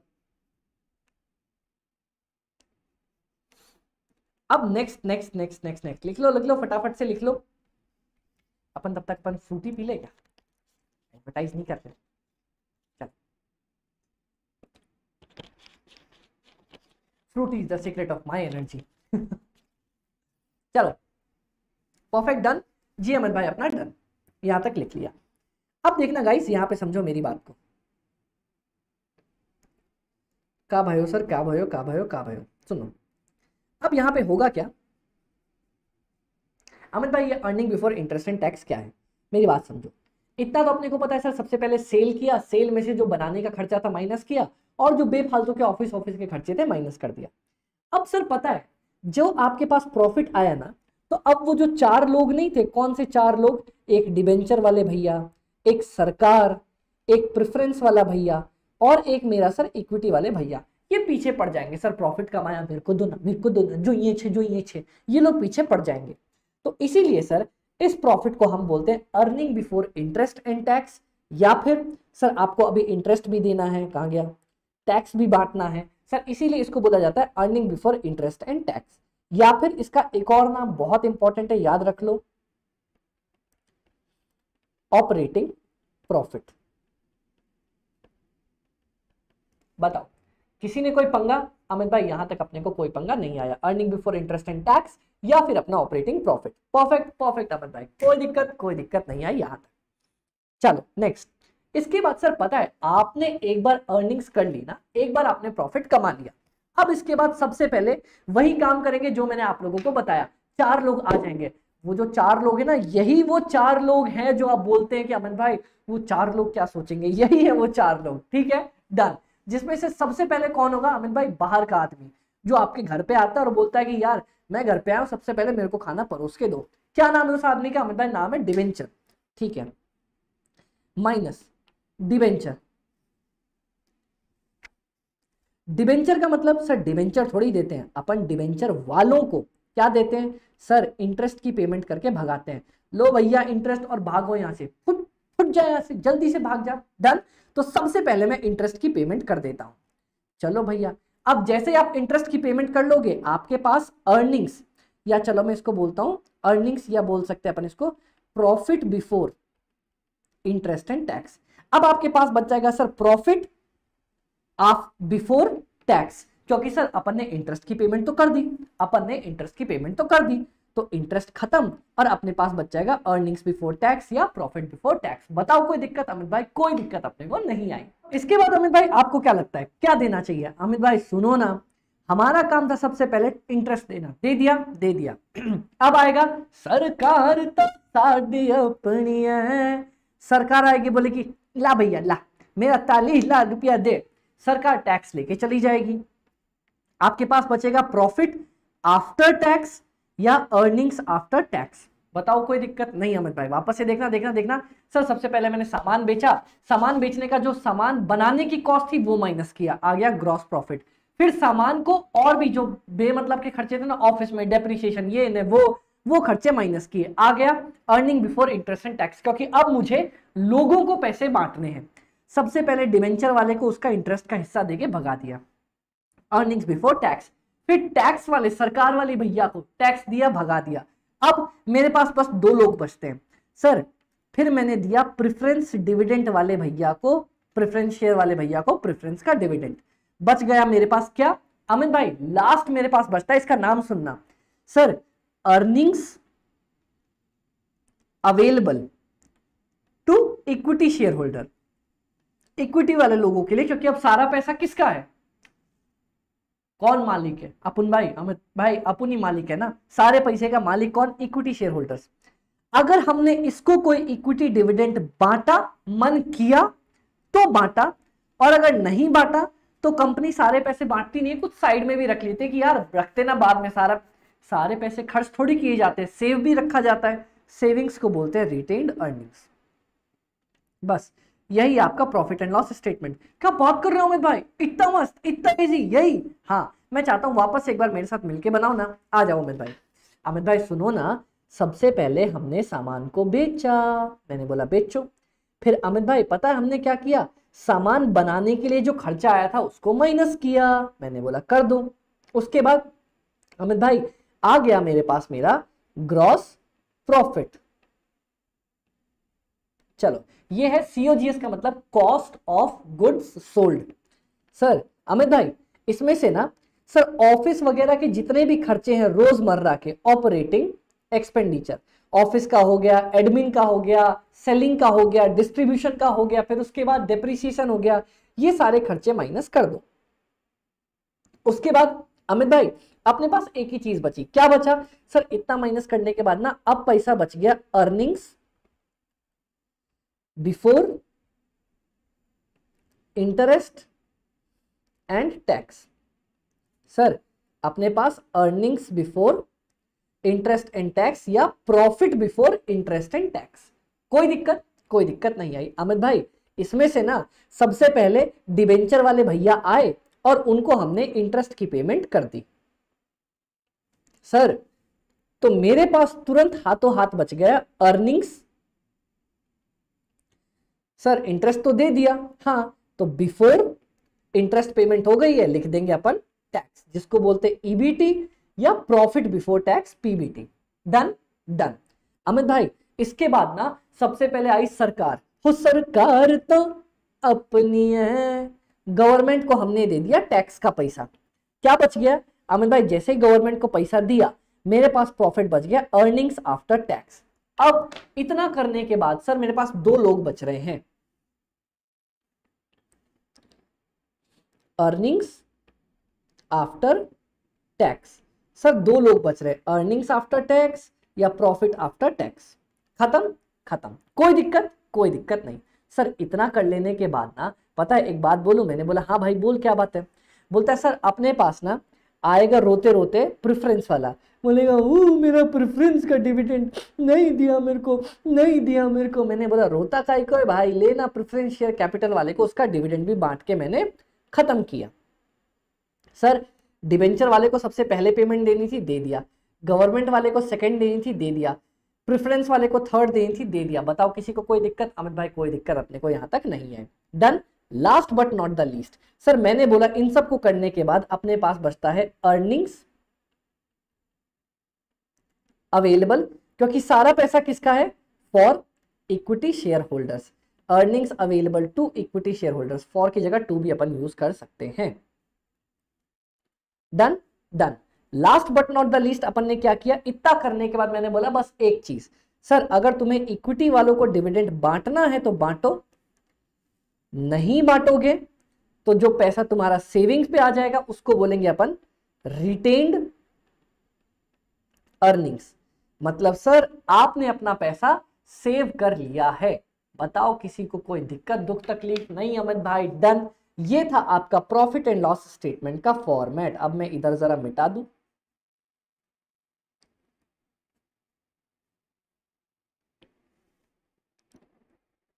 ये लो। डन। बस क्या अमित भाई इतना ही बनता है, इतना ही बनता है, बहुत टेंशन नहीं लो, इतना ही करना होता है। तो बन गया एकदम प्रॉफिट एंड लॉस, तो लिख लो भैया। डन हो गया। ये देखो मैं तुम्हें यहां से दिखाना भी चाहता हूं। सर सबसे पहले आया सेल्स, ठीक है, फिर सामान बनाने का खर्चा कॉस्ट ऑफ गुड्स सोल्ड, फिर आपका ग्रॉस प्रॉफिट। सर उसमें से ऑफिस के खर्चे एडमिन, सेलिंग, डिस्ट्रीब्यूशन माइनस किया। Sir earning before interest and tax बच जाएगा, उसमें से सबसे पहले इंटरेस्ट को दिया, बच जाएगा अर्निंग बिफोर टैक्स, गवर्नमेंट को दिया, बच जाएगा मेरे पास अर्निंग्स आफ्टर टैक्स, फिर प्रेफरेंस शेयर होल्डर को दिया, बन जाएगा earnings available to equity share holders, last में dividends to equity share holders. अगर दिया तो दिया, वरना सारा का सारा रिटेन्ड अर्निंग्स बच जाएगा। बताओ किसी को कोई दिक्कत? अमित भाई यहां तक कोई दिक्कत अपने को नहीं आई है। क्लियर? क्लियर। बोलो डन हो? जी अमित भाई अपन यहां तक डन है। प्रॉफिट एंड लॉस स्टेटमेंट अपन ने बनानी सीख ली। अब मैं इसके बाद आपको बनवाना चाहूंगा अमित भाई बैलेंस शीट का फॉर्मेट। आ जाओ एक बार मिलके बना ले। हाँ देखो बैलेंस शीट ना बहुत आसान है, बहुत आसान है, आपने बचपन में पढ़ भी रखा होगा। सर क्या मैं आपको बोल सकता हूं कि सर ये अपना साइड एसेट्स का होता है और ये साइड्स अपनी लाइबिलिटी की होती है? ये तो दुनिया जानती है, जानते हैं ना सर, जानते हैं। मैंने बोला सर एसेट्स को दो पार्ट में तोड़ दो। कौन से दो पार्ट में? मैंने बोला यार एक पार्ट रखो अपना फिक्स्ड एसेट्स का, एक पार्ट रखो अपना करंट एसेट्स का। ठीक है सर, रख लेते हैं, इतना क्या दिक्कत की बात है? कुछ कोई दिक्कत है? नहीं सर। यहां पे मैंने बोला एक रखो आप इक्विटी शेयर कैपिटल, आप जानते ही हो। और सर फिक्स्ड एसेट्स को बोला जाता है नॉन करेंट एसेट्स। मतलब सर एक आपका करंट एसेट्स होता है और दूसरा जो करंट एसेट्स नहीं होता। वैसे ही सर यहां पे आपकी आती है नॉन करंट लाइबिलिटी, या फिर सर करंट लाइबिलिटी। बताओ किसी को कोई दिक्कत? अमित भाई नहीं, ये तीन तो अपने को बचपन से पता है। फिक्स्ड एसेट मतलब सर जितने भी बड़े बड़े खर्चे, तीन नाम बताऊंगा सर। प्लांट एंड मशीन, आपकी फैक्ट्री, या फिर आपका लैंड, आपका फर्नीचर, या आपका कोई इन्वेस्टमेंट। ये आपके जनरली आपको देखने को मिलेंगे फिक्स्ड एसेट्स में। और करंट एसेट्स में तो सिर्फ तीन सर। एक कैश, ठीक है। कैश के अलावा क्या आएगा अमित भाई? कैश के अलावा मेरे पास मेरे डेटर्स, जो लोग मेरा पैसा लेके भाग जाते हैं, मतलब जिनको मैं उधार पे सामान देता हूं। और last but not the least Amit भाई क्या आएगा? आपकी कोई इन्वेंट्री चल रही है तो वो। डन? क्लियर? कोई दिक्कत अमित भाई? कोई दिक्कत अपने को यहां तक नहीं आई, ये तो आप लिख लोगे। Sir similarly non current liability में मेरे पास या तो कोई लोन आएगा या मेरा डिबेंचर आएगा। और करंट लाइबिलिटी में इसका उल्टा, कैश का उल्टा बैंक ओवरड्राफ्ट, मतलब सर बैंक से मैंने लोन उठा लिया, छोटा मोटा लोन। सर डेटर का उल्टा क्रेडिटर। बस काम खत्म। और इक्विटी शेयर कैपिटल के साथ अगर आपने कोई अपना पैसा सेव कर रखा है, रिटेन्ड अर्निंग्स, वो आ जाएगा। लो भैया तुम्हारी बैलेंस शीट बनके तैयार है। क्या बात कर रहे हो अमित भाई? हाँ बस इतना ही तो बनता है। देखो सबसे पहले मैंने बैलेंस शीट को दो पार्ट में तोड़ा, इधर रखा, किधर किधर किधर, तुम्हारे इस तरफ है ना, नहीं इस तरफ, इधर रखा एसेट्स, इधर रखा मैंने लाइबिलिटी। ठीक है, ओके सर। एसेट को दो पार्ट में तोड़ा, एक तो मेरा फिक्स्ड एसेट्स, बड़े बड़े एसेट, सर प्लांट मशीन हो गया, फर्नीचर हो गया, बिल्डिंग हो गया, आपका लैंड हो गया, ये खर्चे। फिर मैं आया करंट पे। सर करंट में तीन आइटम याद रखना, कैश, आपका डेटर, और आपका अमित भाई इन्वेंट्री, सर मतलब स्टॉक। मैंने बोला सर करंट लायबिलिटी में ना इसका उल्टा आ जाना, कैश का उल्टा बैंक ओवरड्राफ्ट, डेटर का उल्टा क्रेडिटर। सर नॉन करंट में दो है, बड़े बड़े लोन या बड़ा बड़ा डिबेंचर। और सर इक्विटी शेयर कैपिटल में रिटेन्ड अर्निंग्स और आपका प्रेफरेंस शेयर कैपिटल भी दिया होता है। बस ये आपकी बैलेंस शीट बनके तैयार। अमित भाई दो चीजें और हैं, दो चीजें ध्यान से सुन लेना। आप कभी कभी अपना पेमेंट नहीं करते हो, आप अपने खर्चों की पेमेंट नहीं करते हो, वो आउटस्टैंडिंग रह जाते हैं। तो सर आउटस्टैंडिंग खर्चे आपके यहां पे आ जाएंगे। सिमिलरली अगर आपने कोई एडवांस में पेमेंट कर दी, सर आपके एडवांस के खर्चे, सर मैंने पेमेंट करती है ज्यादा, मेरे सामने चिल्लाने की जरूरत नहीं है, तो वो अपना एडवांस का एक्सपेंडिचर बन जाएगा, अपना एसेट। सर इसी तरह से अगर आपने कोई इनकम एडवांस में उठा ली, ये आ जाएगी एडवांस की आपकी इनकम। और सर अगर आपने क्या किया, कोई आपकी इनकम आउटस्टैंडिंग है, इनकम आउटस्टैंडिंग मतलब अक्रूड है, वो आ जाएगी इस तरफ करंट एसेट्स में। बस that's it, this is your balance sheet, काम खत्म बाबा। अमित भाई इतनी आसानी से बैलेंस शीट तो कभी समझे ही नहीं थे अपन। बस बाबा हम है ना, जब तक हमें टेंशन नहीं पालने की, अपन सब कुछ आसानी से काम खत्म कर लेंगे। क्लियर? क्लियर? डन? डन? लिख लोगे? लिख लोगे। तो गाइस इसी के साथ हमारा पहला लेक्चर खत्म होता है। बहुत प्यारे तरीके से हमने बहुत कुछ पढ़ा और basic intro to financial management अपन ने खत्म किया। अब देखना गाइस कैसे हम प्रोसीड करेंगे। मैं अभी दो क्लासेस में आपको टीवीएम बताऊंगा, क्योंकि बच्चे मेरे को ना, मैंने सीएमए बड़ी से पूछा था, उन्होंने बोला सर अपने को ना बहुत बार कंसेप्ट टीवीएम कई कई जगह पे आता है, तो आप पहले वो पढ़ा दो। मैं अगले दो लेक्चर्स रिकॉर्ड करूंगा टीवीएम के ऊपर, और उसके बाद से मैं स्टार्ट हो जाऊंगा अपने रेशियो एनालिसिस वाले पार्ट के ऊपर। मतलब सर सबसे पहले रेशियो खत्म करेंगे, फिर उसके बाद इजी टॉपिक्स आएगा लिवरेज, वो खत्म करेंगे, एक एक करके अपन आगे बढ़ते चलेंगे। Okay okay. तो गाइस आई होप आप लोगों को मजा आया होगा और बहुत प्यारे तरीके से आपने सब कुछ समझा होगा। मेरे बहुत सारे सीए में बड़ी को अपनी क्लासेस पसंद भी हैं, पर अगर आप पहली बार देख रहे हो तो मैं आपको कुछ चीजें बता दूं। अमित भाई अपन डाउट्स कैसे पूछ लेंगे, मैंने बताया था ना, अपना टेलीग्राम है, fast cost FM by AB। Sir साथ ही साथ अपना YouTube चैनल भी है सेम नेम से, fast cost FM by AB। Sir पर हमें कभी लगा कि अमित भाई बहुत अर्जेंट है यार, अमित भाई समझा दो ना समझा दो ना, तो मैं आपको अपना व्हाट्सएप नंबर भी प्रोवाइड कर रहा हूं, which is 7903479393। I hope guys आप लोगों को आज का लेक्चर बहुत बढ़िया लगा होगा। कभी भी डाउट हो आप इन नंबर्स पे मेरे को कांटेक्ट कर सकते हो। और एक चीज याद रखना, क्या अमित भाई खुशी से पेपर देंगे ना तो मार्क्स अपने झक मार के पीछे आने वाले हैं। और आपकी कॉस्ट और FMDA वाले पेपर की साथ ही साथ आपका जो एक और पेपर है ना अमित भाई, कौन सा पेपर, कॉस्ट है, FMDA है, मैनेजमेंट अकाउंटिंग एक और पेपर है, वो भी मैं बहुत जल्दी स्टार्ट करने जा रहा हूं। तो इन तीनों पेपर्स के आपके CMA लेवल पे जिम्मेदारी अमित भाई के ऊपर छोड़ दो, अपन बैठे हैं ना, सब कुछ संभाल लेंगे। ओके, तो अब इन 3 पेपर्स की जिम्मेदारी तुम्हारी नहीं मेरी है। ओके चलो बाय बाय, टेक केयर, ध्यान रखना, और कभी भी कोई भी डाउट्स हो पूछने में कभी भी मत हिचकिचाना। Okay bye bye.